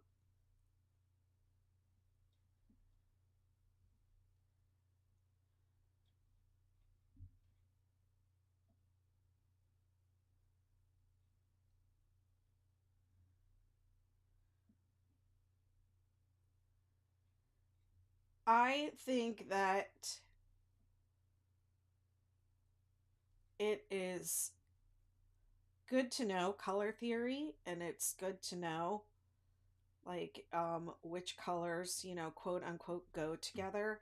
But I personally think that um people worry way too much about which colors, their colorways, which colors go with what, and following theory to make their colors. And I'm not saying that there's anything bad about any of that. I think that's all good and that's important. Those are important things to know. But I also think that part of creativity is trying different things and seeing what works and doing things that you like and that make you happy and feel good. Maybe your colors are correct according to some color wheel, but how do they make you feel? Are you bored? You know? So I have, if you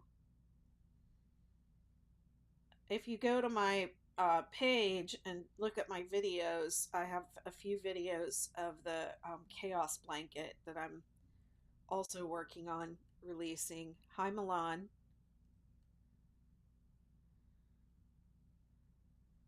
Does the gauge change depending on how far up the shaft the yarn goes? Oh, I don't know. I don't think so.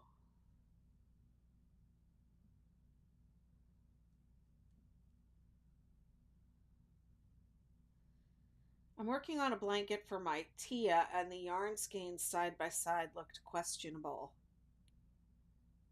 But as I've been making it, they work together so well. Yeah, sometimes I put colors together that I intend that don't quote unquote go together. So I will purposely do that, or I'll take two different um, skeins of cake yarn or multiple skeins of cake yarn and put them together in the same project that don't appear to go together at all, but I'll just do it just to prove a point.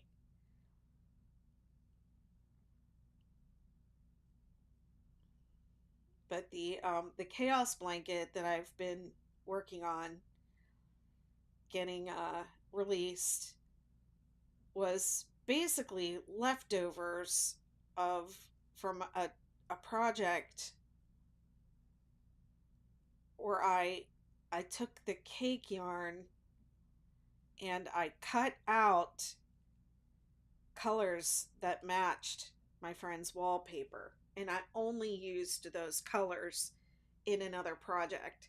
So all the yarn that I didn't use went into a bucket, a bin, and that's what I made the chaos blanket with. Was all the stuff I didn't put in my friend's blanket. Hi, the Dainty Hook says hi. Hi, Dainty Hook.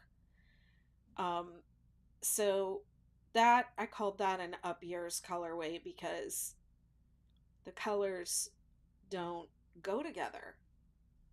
They're all the rejects from something else, and they, so I posted that. And what's the first thing everyone said? Oh, those colors. Oh my god, those colors. So I did it just to prove a point. You can put any colors together that you want. Nobody is stopping you. And a lot of people have said that they really like the colors that I used on this blanket, but one person was audacious enough to say that they thought the colors were atrocious and that I needed a color wheel. And they got muted. Not because, they're not entitled to an opinion, but because that's mean. And I don't have to listen to that.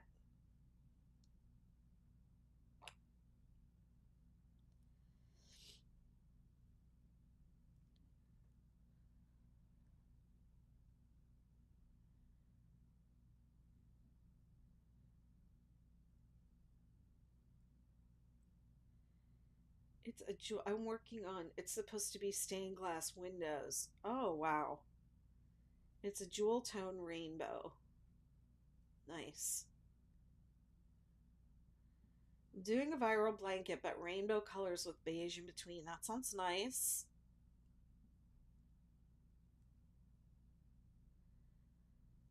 I love that.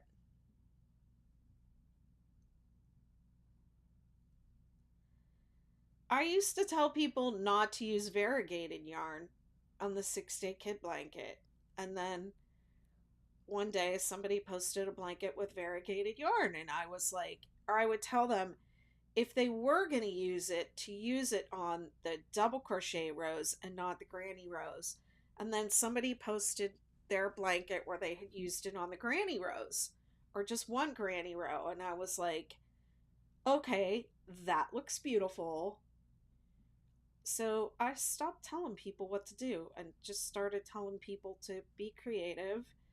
If you're not sure you're going to like it, work up a swatch, but even sometimes you can work up a swatch and not get the full effect. And there's also a moment with every blanket that I start out with the colors and I'm like, oh, this is not working. Like, there's always a moment where I think this really doesn't work.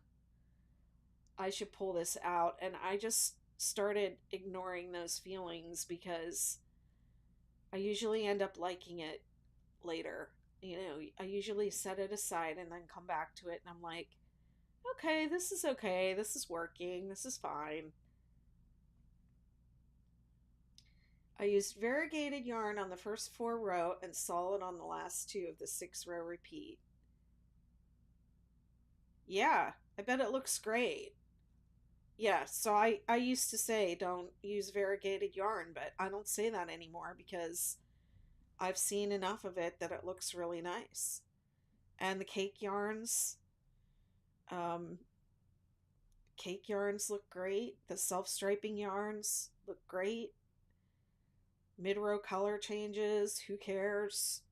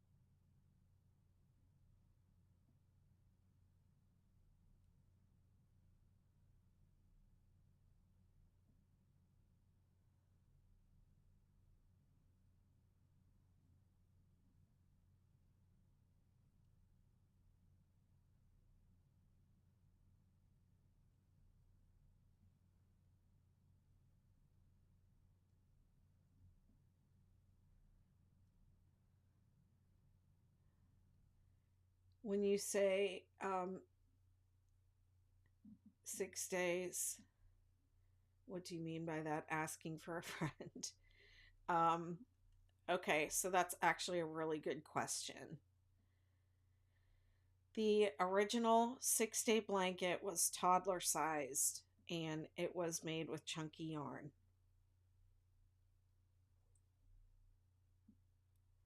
And I wasn't thinking at the time, I'm going to build a whole crochet empire out of this pattern. And they're all going to be called 6 day. And people are going to think that you can make it in 6 days, but you really can't. That isn't what I was thinking, okay? What I was thinking was, oh, I just made this blanket. This is pretty cute. Let me post it on that new Ravelry thingy. This was back in 2007. Let me just post it on that new Ravelry thingy. And because it looks like that's what people are doing over there. And for 10 years, my pattern lived over there as a free download. And I had no idea that people were making it and upsizing it and doing different things with it. And it had gone viral and I didn't know. And so I, at a certain point, realized it was going viral and I was getting all these questions, etc. I would get questions about it from time to time. Like emails, and I'd be like, what is this? Why are they asking about this thing? But I didn't realize, like, I never thought that people would want to, you know, as many people that make it. I never thought it would be a thing.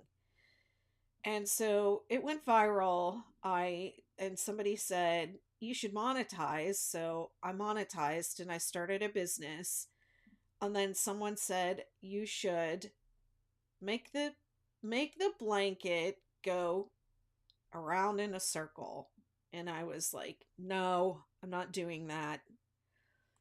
And people kept bugging me and bugging me and bugging me about it. And then this is what happens when you all bug me about stuff. I say no. I'm like, no, that's a dumb idea. I'm not doing that. I would say I'm not making it, make it like a granny square, make it from the center out, make it in the round.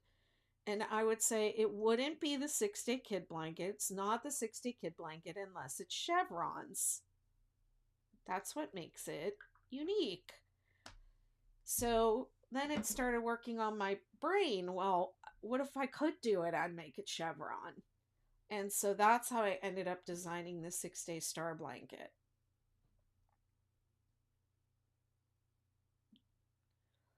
So then I had the 6 day star, the superstar, and the supernova. I did the star, and then I did the superstar and supernova. Those were kind of like design trials that I in trying to make the star. And then I ended up just releasing the star, and then I went back and did the superstar and supernova and released those.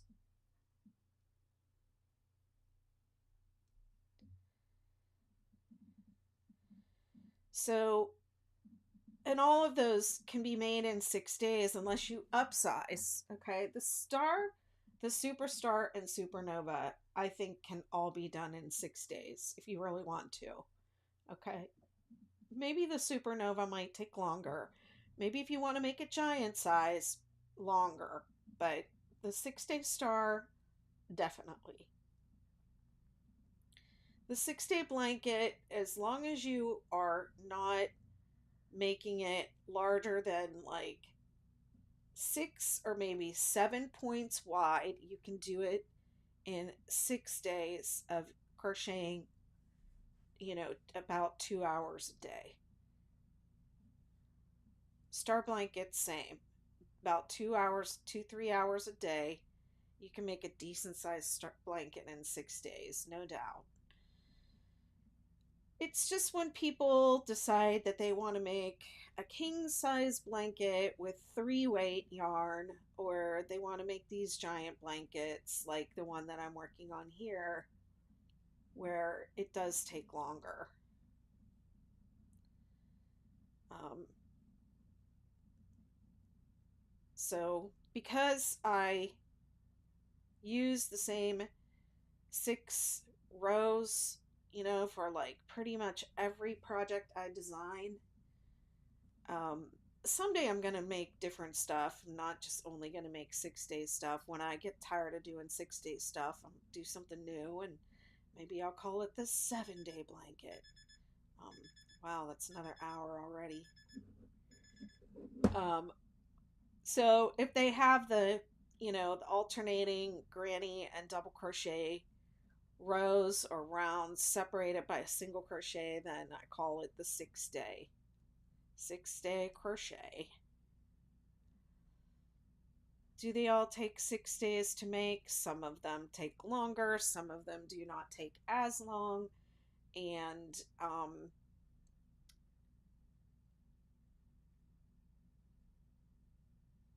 I forget. My timer went off. I should really put my work down.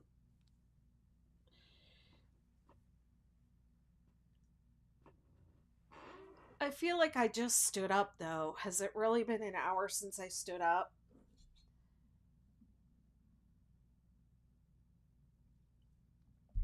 It doesn't feel like it could have possibly been an hour, so. But I think it has. I'm going to make another cup of coffee.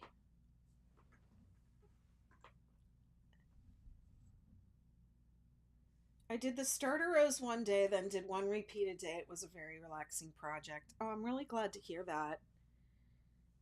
Yeah.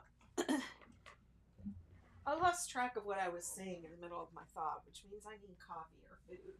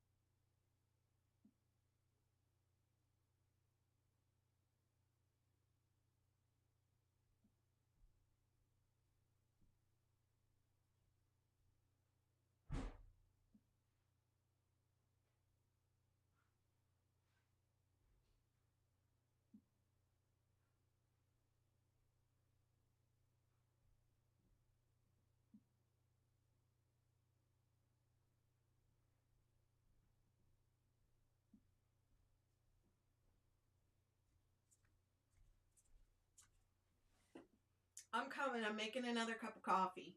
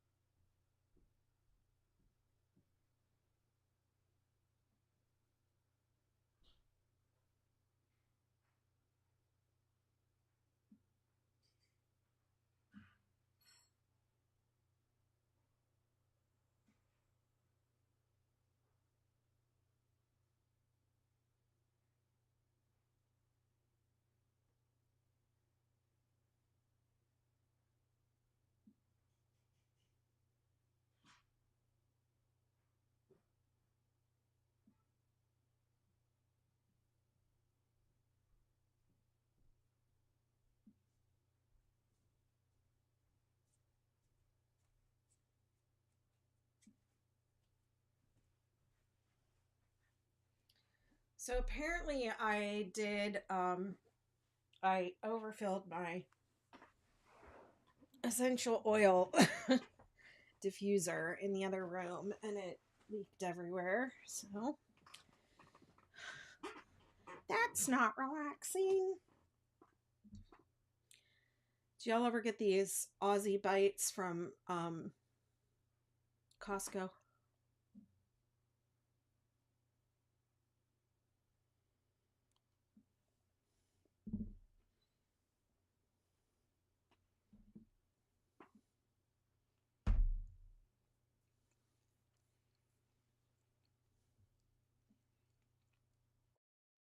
They're frozen. I froze them.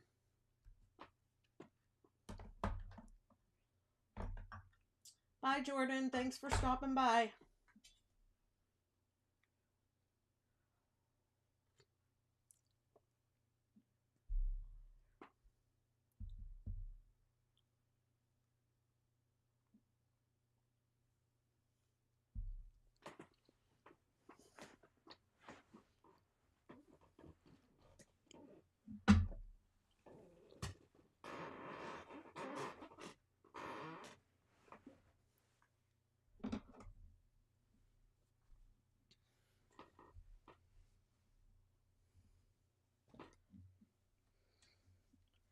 Whoa.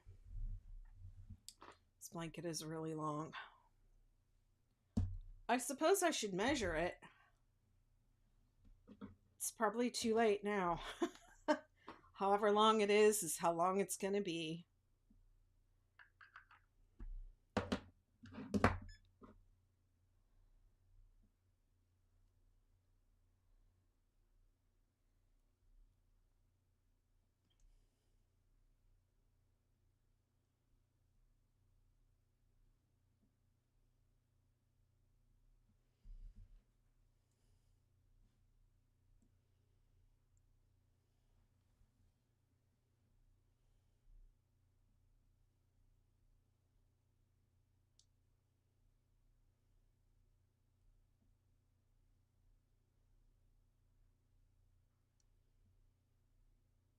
See, I was wondering why. I was like, it smells kind of subtle. Um, I was wondering why I couldn't really smell it that much. But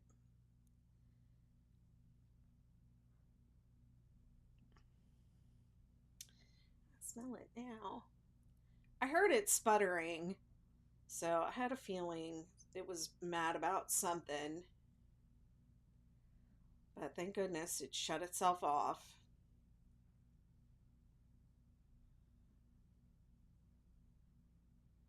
Whoops.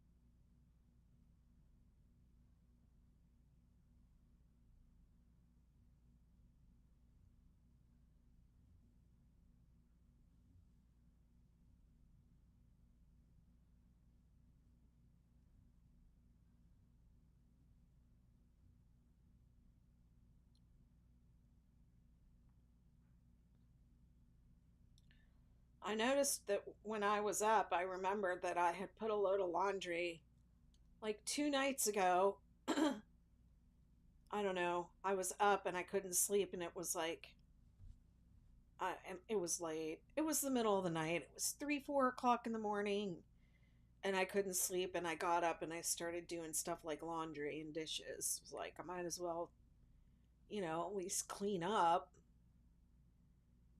And then, of course, I ended up going back to bed and forgetting that I had a load of laundry in the washing machine that I did in the middle of the night when I was like a zombie. Don't remember doing it because I was half asleep.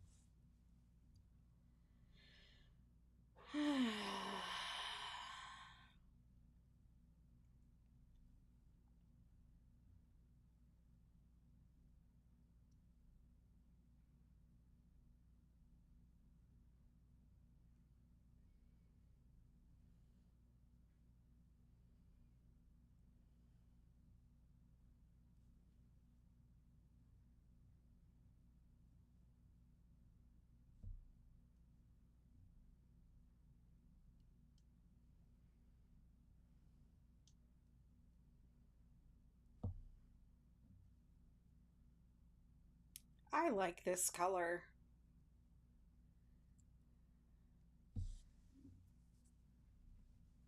It looks, I guess it is pink. I don't know. It's more like a peachy. It's a peachy pink. To me, I don't really know what you would call it. I know what I would not call it, and that's cranberry.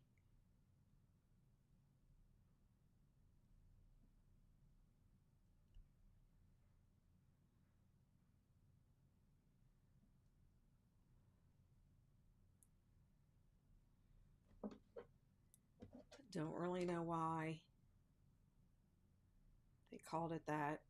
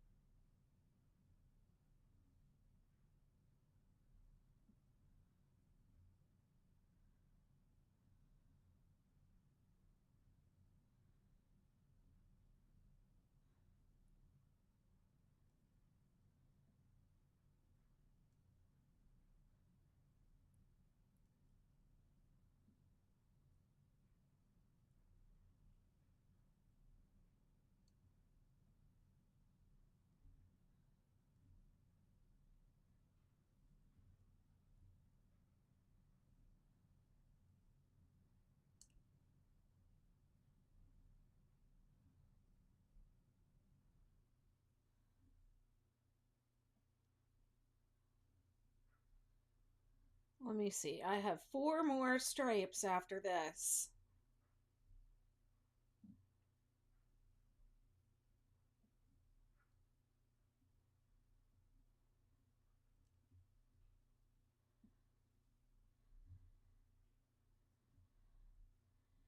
And I'm excited about the border that I came up with. I swatched it out, but I didn't do it. I tried out some different ways to do the colors.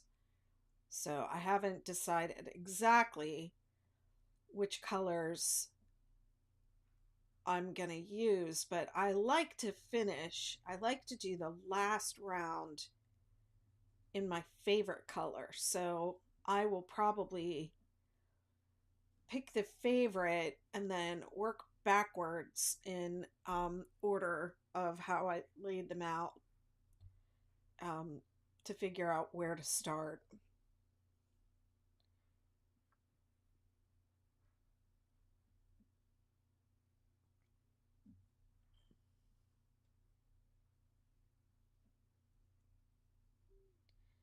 But I think my favorite of all the colors in this blanket is this blue. I think that's the prettiest color.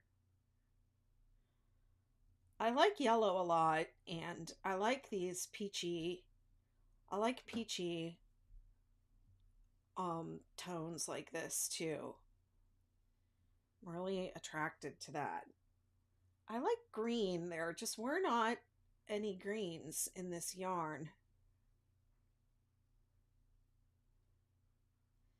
I wish they had like a bright lime green. Now that I could have gotten excited about.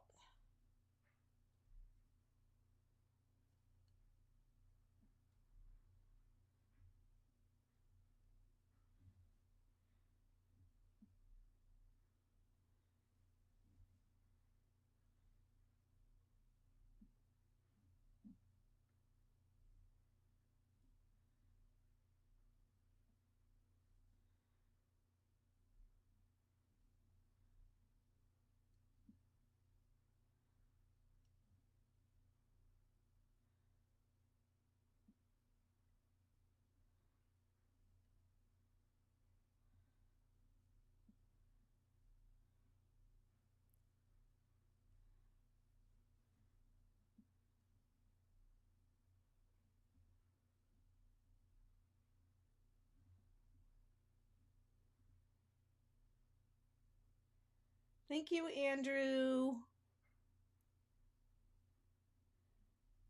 Andrew, you're the best.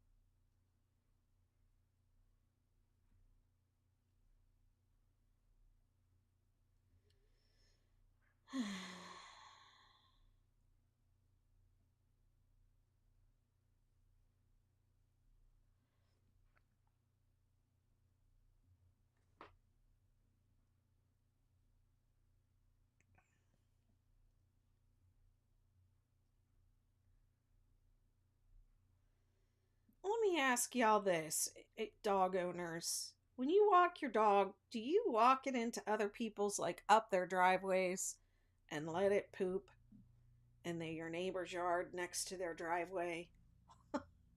Like, even if you pick it up, do you like let your dog sniff around in other people's yards and then let them use the bathroom there and then pick it up?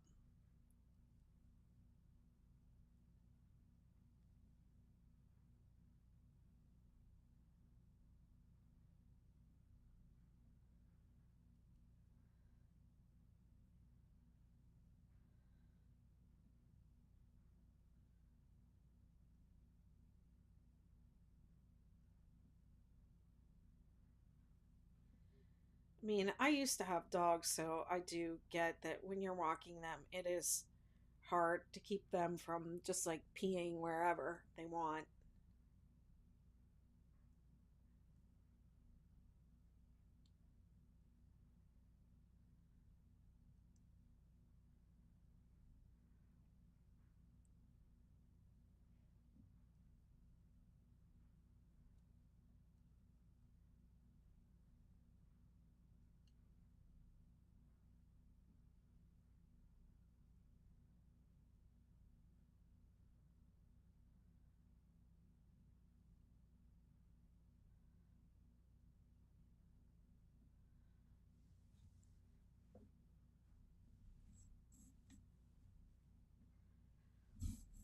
Okay.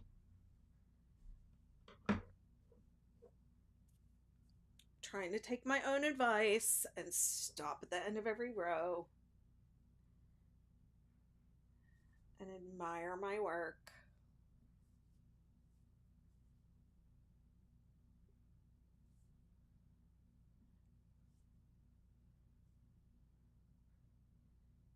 And just because I'm stretching my hands on camera, I just want to say I am hypermobile. So if your fingers do not go back like that, like mine do not try and make them do it. The idea is to stretch out this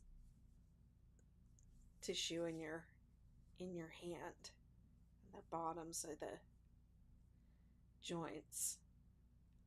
It's not necessary to like, you know, um, take a finger or a knuckle out of joint.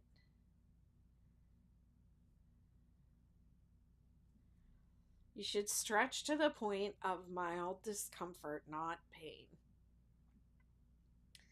And that, I would say, if you, on a scale of 1 to 10, with, 0 being no discomfort and 10 being pain, then you would never go past a 7.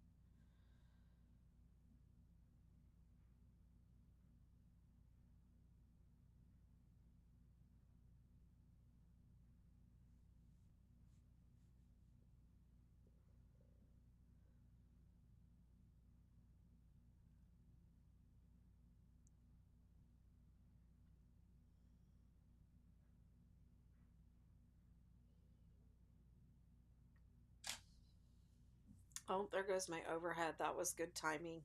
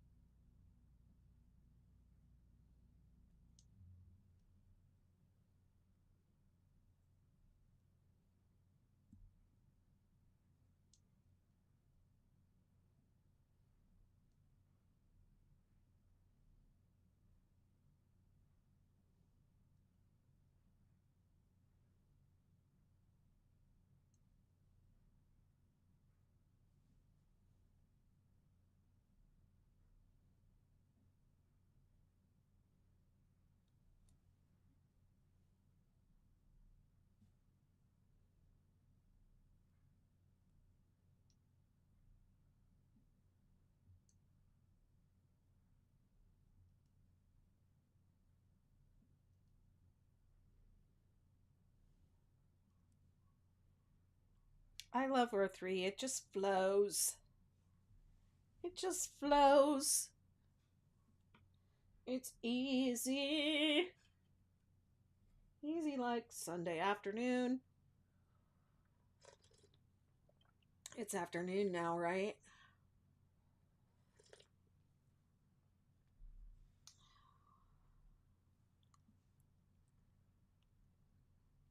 Whoop.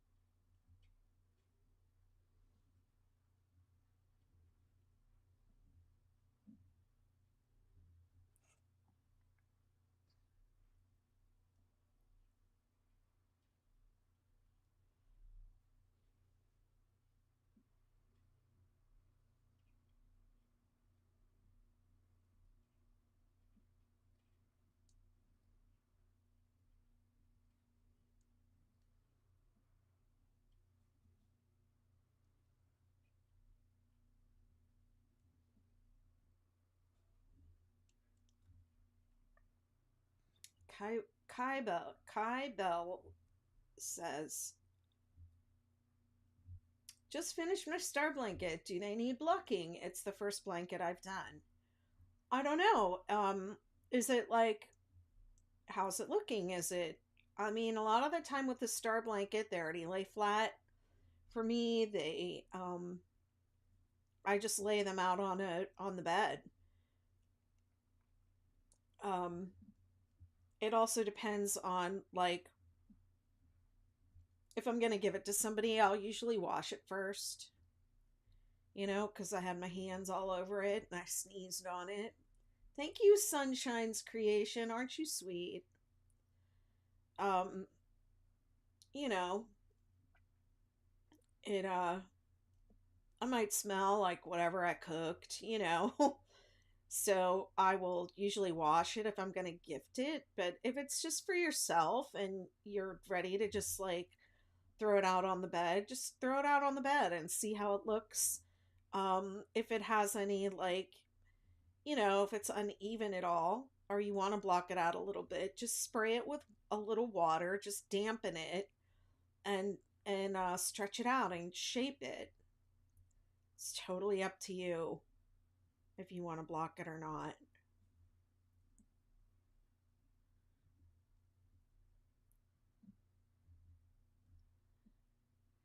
But yeah, I usually lay them out and give them a good stretch. Take photos of it, and you want to take your TikToks and everything.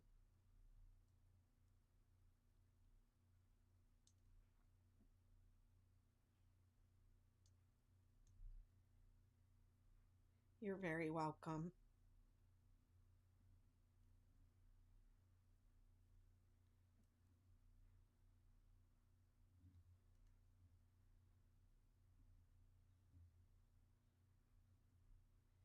Yeah, I generally don't put them in the dryer. I usually soak them with something called Eucalan, which is a wool soak, and you don't have to rinse it and you don't have to agitate it. So I'll put it in my washing machine, fill it up with water, put the Eucalan in, and let it soak for like 30 minutes. And then when it's done soaking, I'll set the washer to spin and let it spin out most of the um, water. Sometimes, if it's still like I go to pull it out and it still feels wet, I'll spin it again so that most of the water is spun out, and then I'll take it and lay it out on the bed and give it a good shape.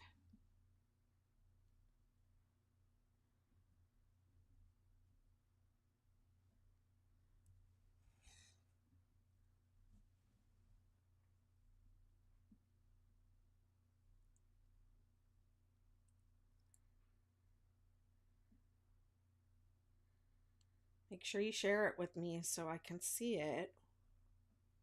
Excited for you.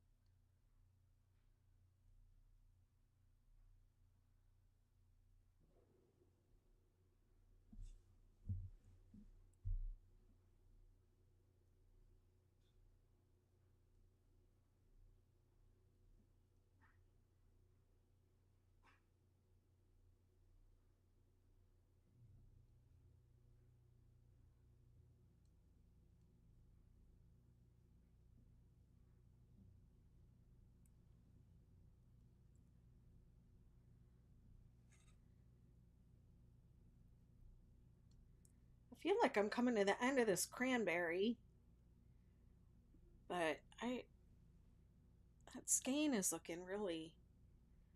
I must have used it in my swatch.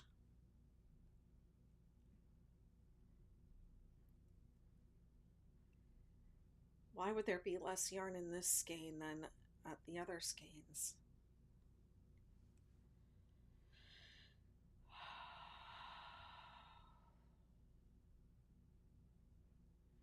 Thank you, Hessa. Aren't you sweet?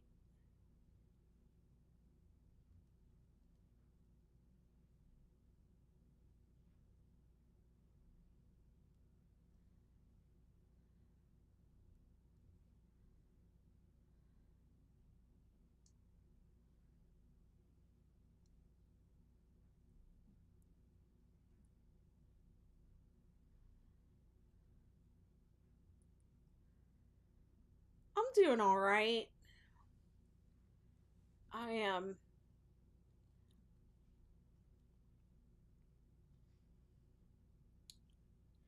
I've been hit kind of hard by the online negativity lately, so I'm just trying to stay cheerful and not let that stuff get to me too much.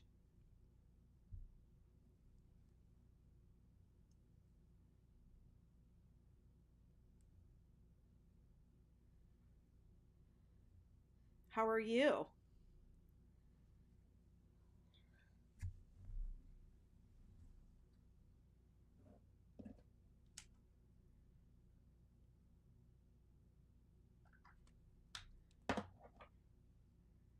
Good, glad to hear it.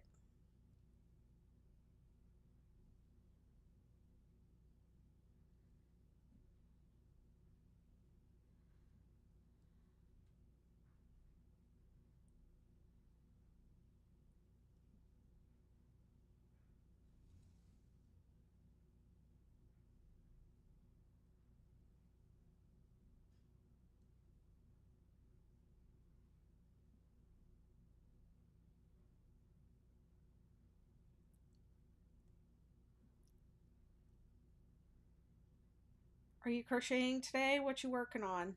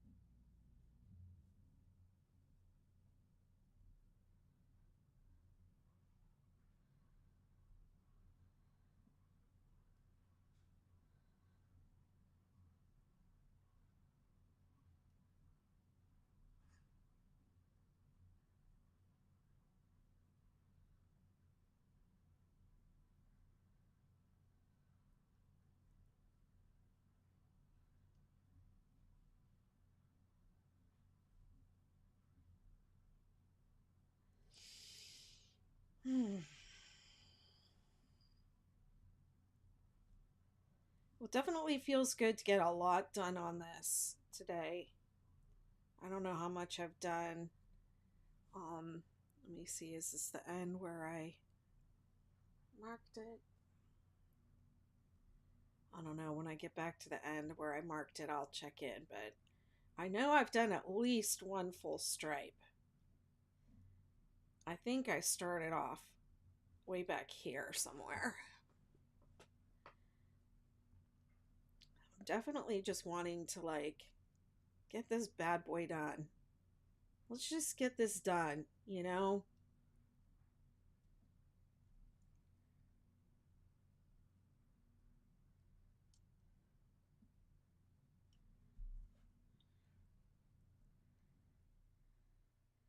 Enough already. Remember, my goal was to finish this by the end of January, and now it's the end of February.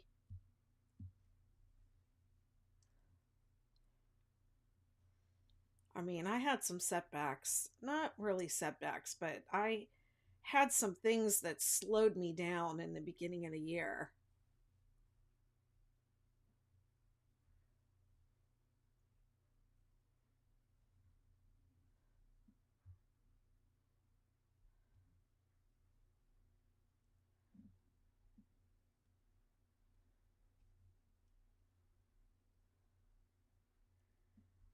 So let's get going on this. Some of this stuff.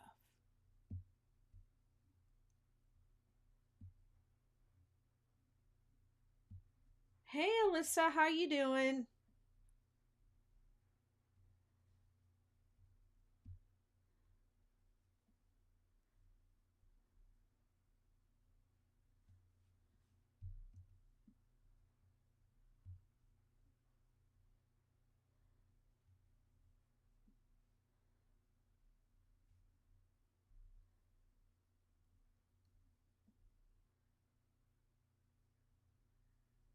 What you up to today? I'm looking forward to our visit.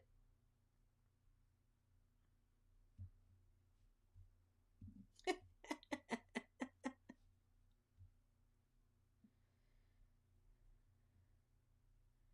was just gonna ask you which room you wanted to sleep in, but you've never been here before. So, do you want to sleep in the crochet room over on my side of the house and share a bathroom with me, or do you want to sleep in the kid room over on, which would be, you know, your mom's side of the house and share a bathroom with your mom? Probably I'm thinking the kid room because there is a TV in there. So if you had like a game or something you wanted to bring, you could bring your game and hook it up to the TV in there. You can also hook your game up to my TV, my big TV in the living room. I know. As soon as the question came into my head and I was about to ask you, I was like, she doesn't know. She doesn't know which room she wants. So I'll put you over there because there's no TV in here. It's just my it's just my computer.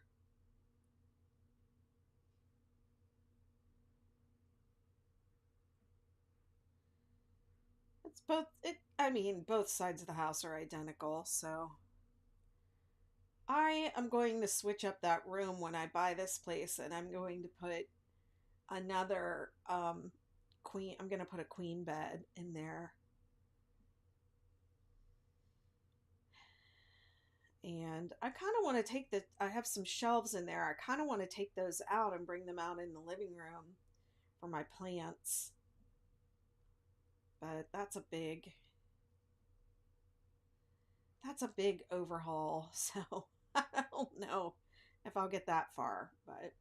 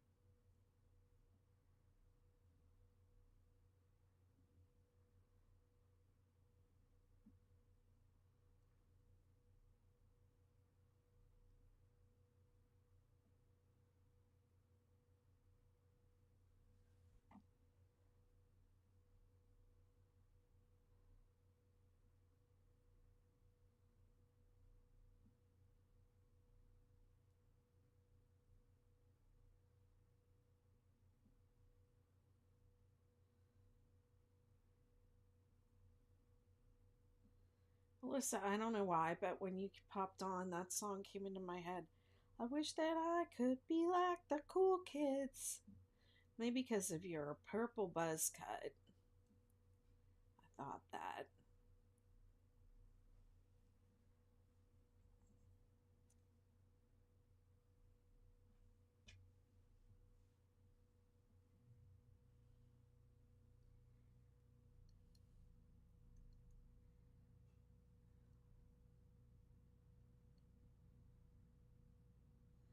What games do you like to play on your Switch?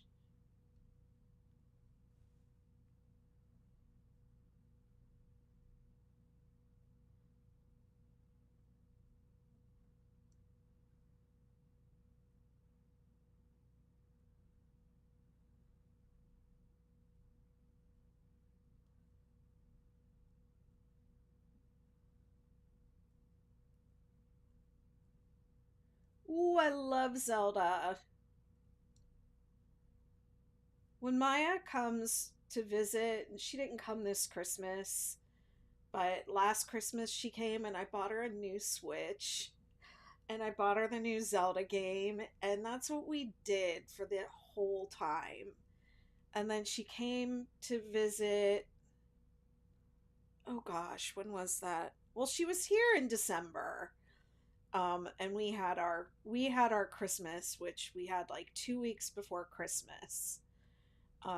We had like our own little Christmas, and that's pretty much what we did the whole time. She played her Switch and I watched her. It was great. I loved it. I love our time together. I miss her so much.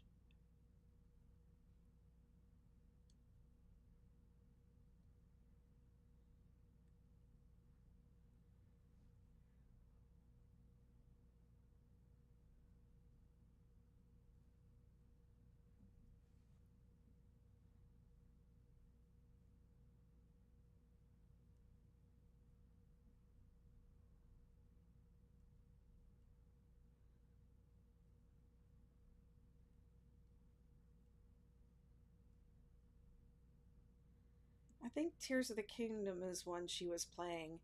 I don't know, whatever the new ones were. And there's a new one that basically took off where the one before it left off. And she still had some to go on the previous game, and so she finished that one up first. Your blanket reminds me of Christmas with the red and green. Yeah, but it's not green.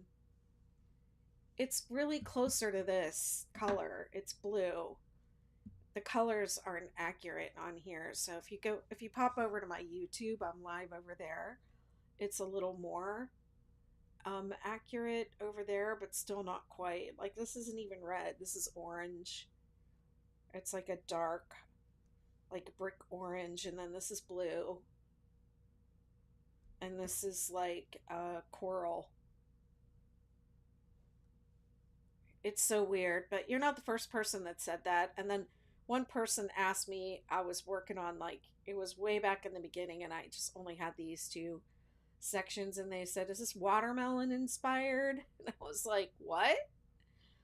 That's when I really noticed that like the colors are not showing up accurately on my phone.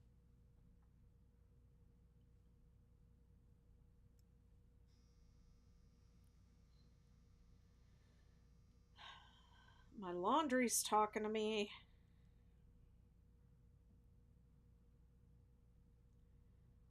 It's definitely a very weird day. It's like the full moon. I don't know, my energy's off.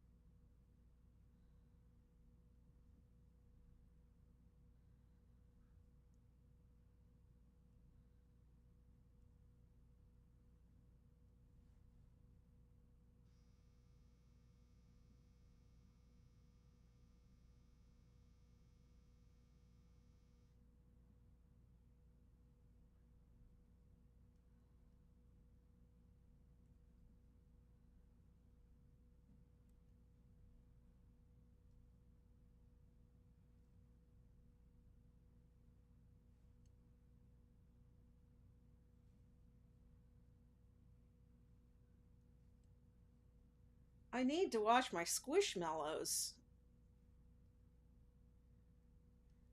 How do you wash them? Are they machine washable and dryable?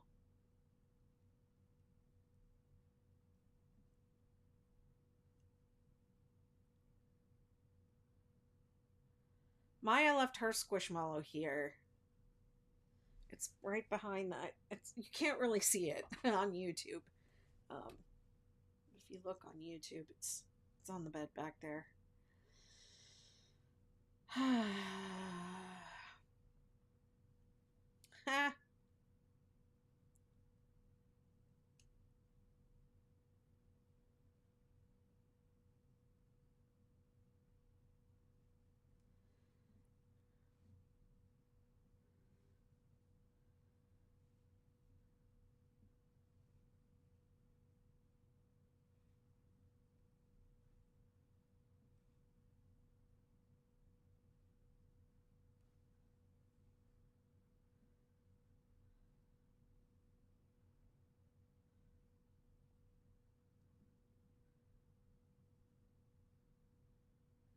I don't know what's inside of them.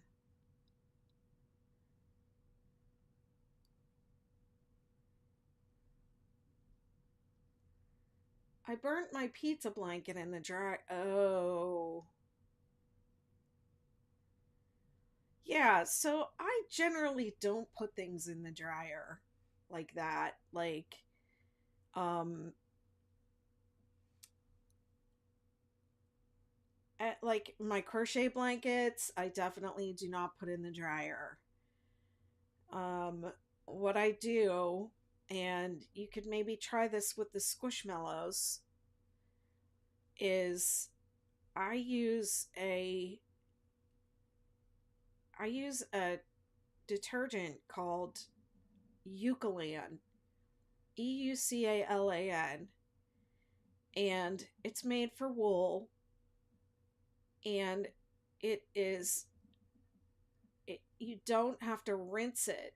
It's a it you don't have to rinse it out. You just soak whatever it is you're washing in it, and then you spin it out. So, and the reason is like with wool, okay, if you're talking about wool, if you let it agitate, if you put wool in the washer, I mean, probably a lot of people have done this. You put a wool sweater in the washing machine and it shrinks and it all felts together. So if you agitate wool, it will felt. So this wool wash is made for the purpose of, cleaning wool without having to agitate it, which would cause it to all felt together. So you just soak it, you put it in the washing machine with this Eucalan, and you soak it, and you just leave it in there for like 30 minutes. And then you set the washing machine to spin, and you let it drain and spin all the water out. And repeat the spin cycle a couple times um, if it's still, it's still wet. And then what I would do with the blanket is I would lay it out on towels on one of the beds to dry and shape it the way, like block it and shape it the way I want it. But in your case with the squishmallows, I would spin them out and then I'd take them outside and I'd let them dry in the sun. But I don't think I'd put them in the dryer.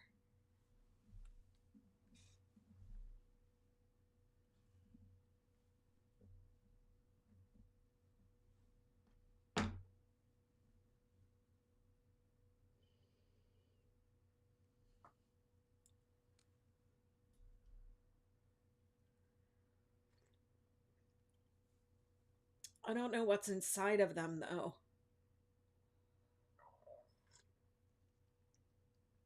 That really squishy stuff probably is like that polyfill, that like polyfill,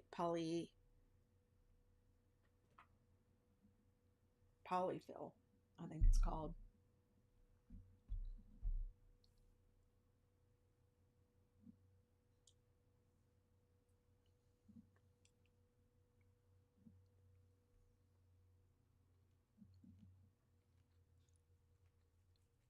If you did want to put them in the dryer,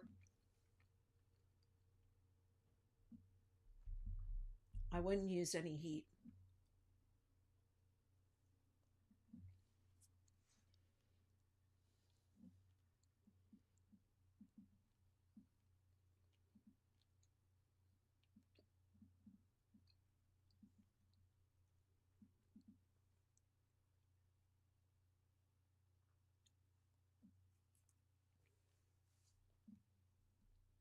Also, the eucalyptus has eucalyptus in it, and I'm pretty sure your mom is allergic to that. So I would check and make sure that you're not allergic to it before you use it.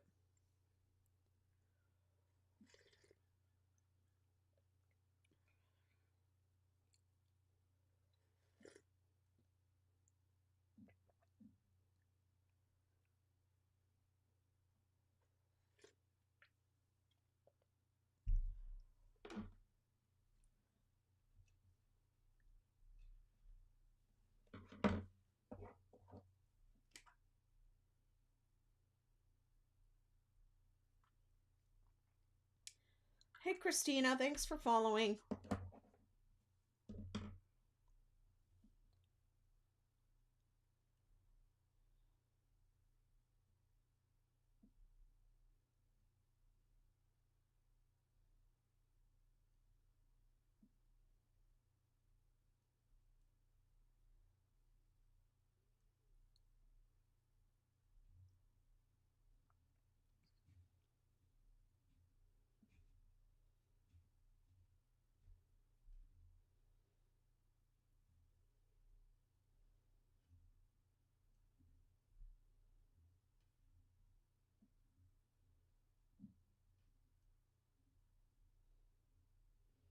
Thank you, Andrew.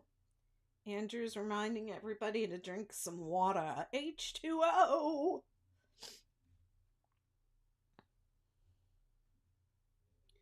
Gatorade. H2O.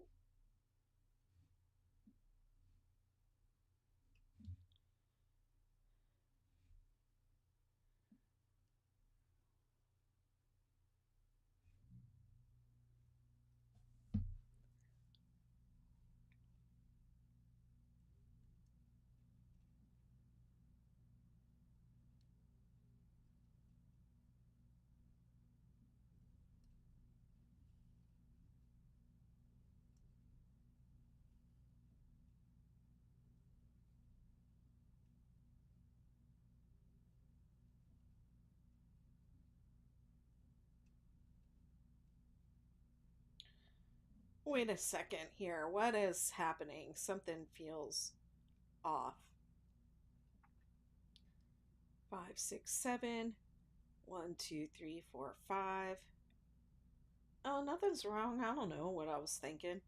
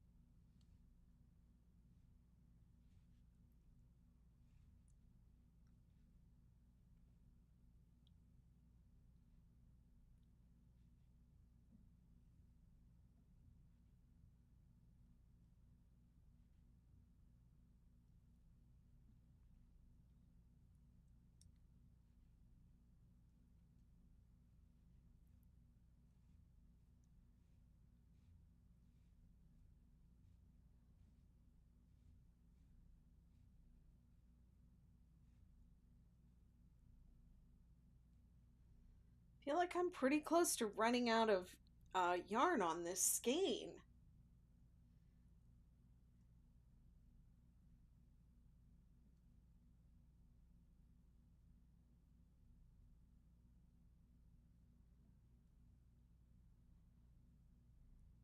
it's kind of weird. Like, why am I running out of this one, but I didn't run out of any of the others yet?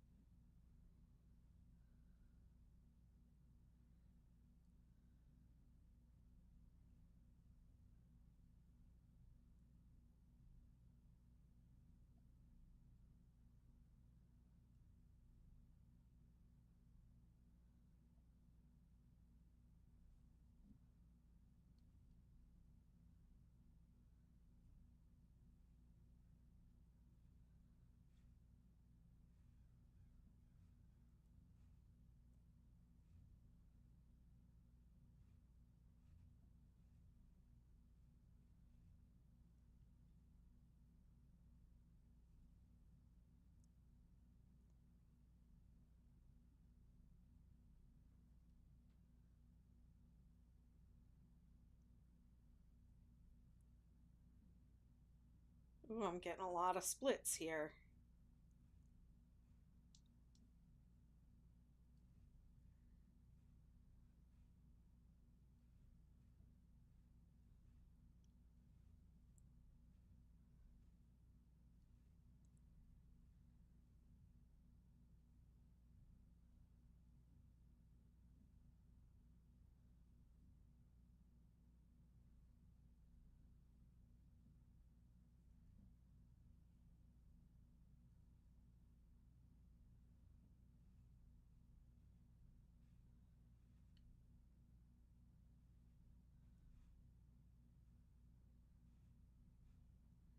I think I probably used some of this yarn in my swatch.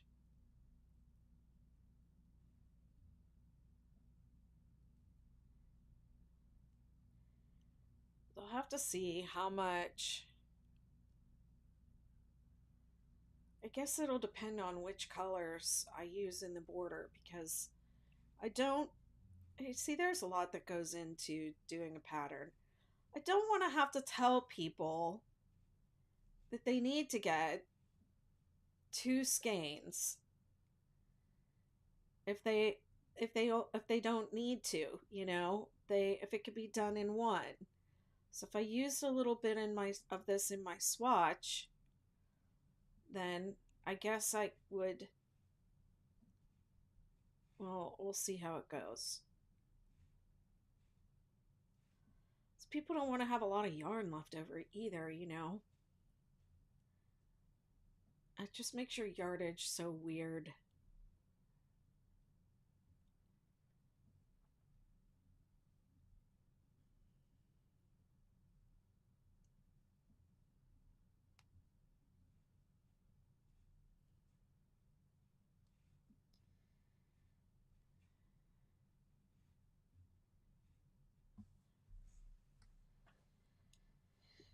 People really want exact too when it comes to yardage, and it's just not an exact science.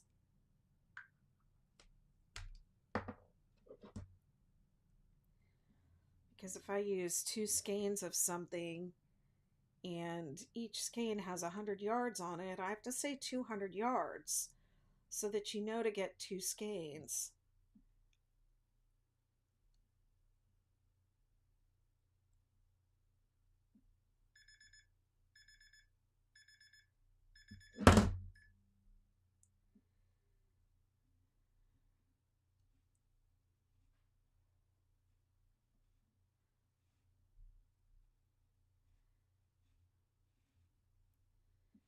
But I don't want to break into a second skein here if I don't have to. We'll see. I'm going to go to the end of this row, and then I'm probably going to take a break for a while. I might come back because I really want to get some work done on this today, but I think a break would be good. Been on here for about 3 hours, 3.5 hours.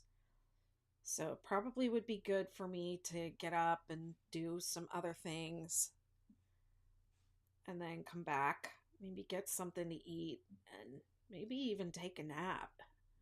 Might even take a nap or take a yoga class and then come back. See if it's warmed up outside and I could go walk on the beach a little bit.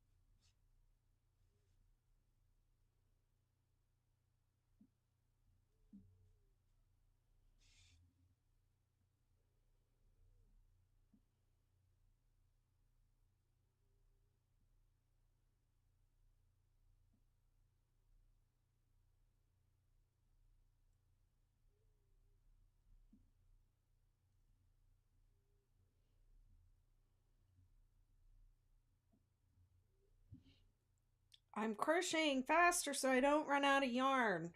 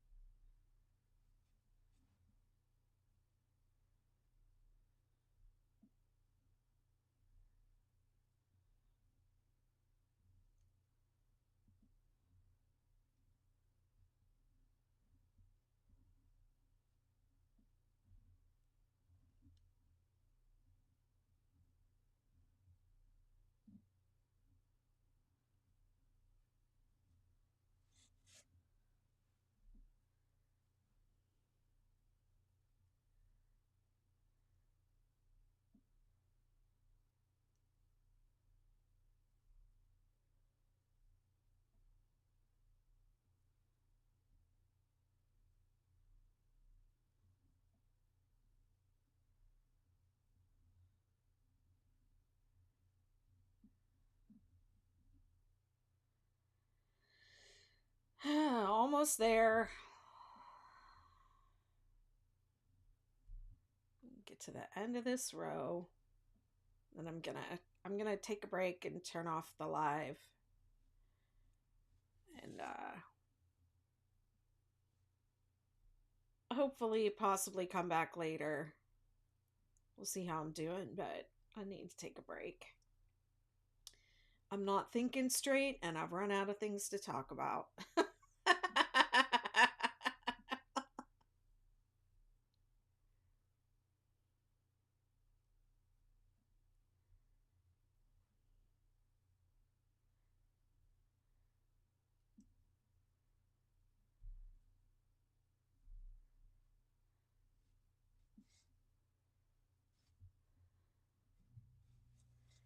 Appreciate everybody who came to hang out. This is all that's left of the first skein. This is the first skein I've completed.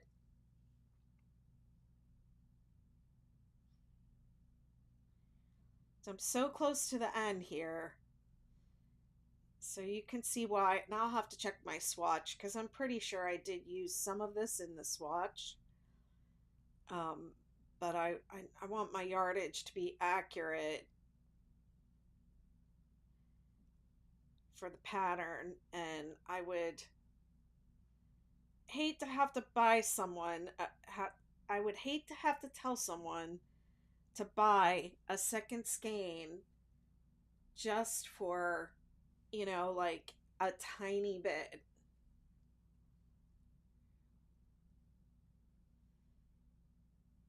So we'll see how things play out with the other skeins, and then it might, and the edge, because of course, you know, you need a lot of yarn to go around the edge, but I don't think I'm using every color in the edge. See, I just down to this much and I have this far to go. Like, I think I'm just gonna be a couple stitches short. That's not good.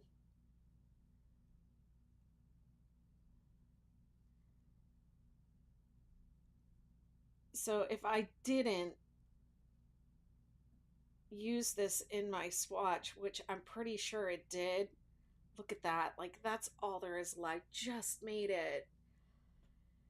So I would probably say get a second skein for just that much. Because you never know with someone's tension. Like, their tension could be way different from mine. They could crochet way more loosely. But I think I put this color in my swatch. So I'm gonna go find that right now and check it out, and I will let you all know what happens when I come back later today, if I come back today. Bye, thank you.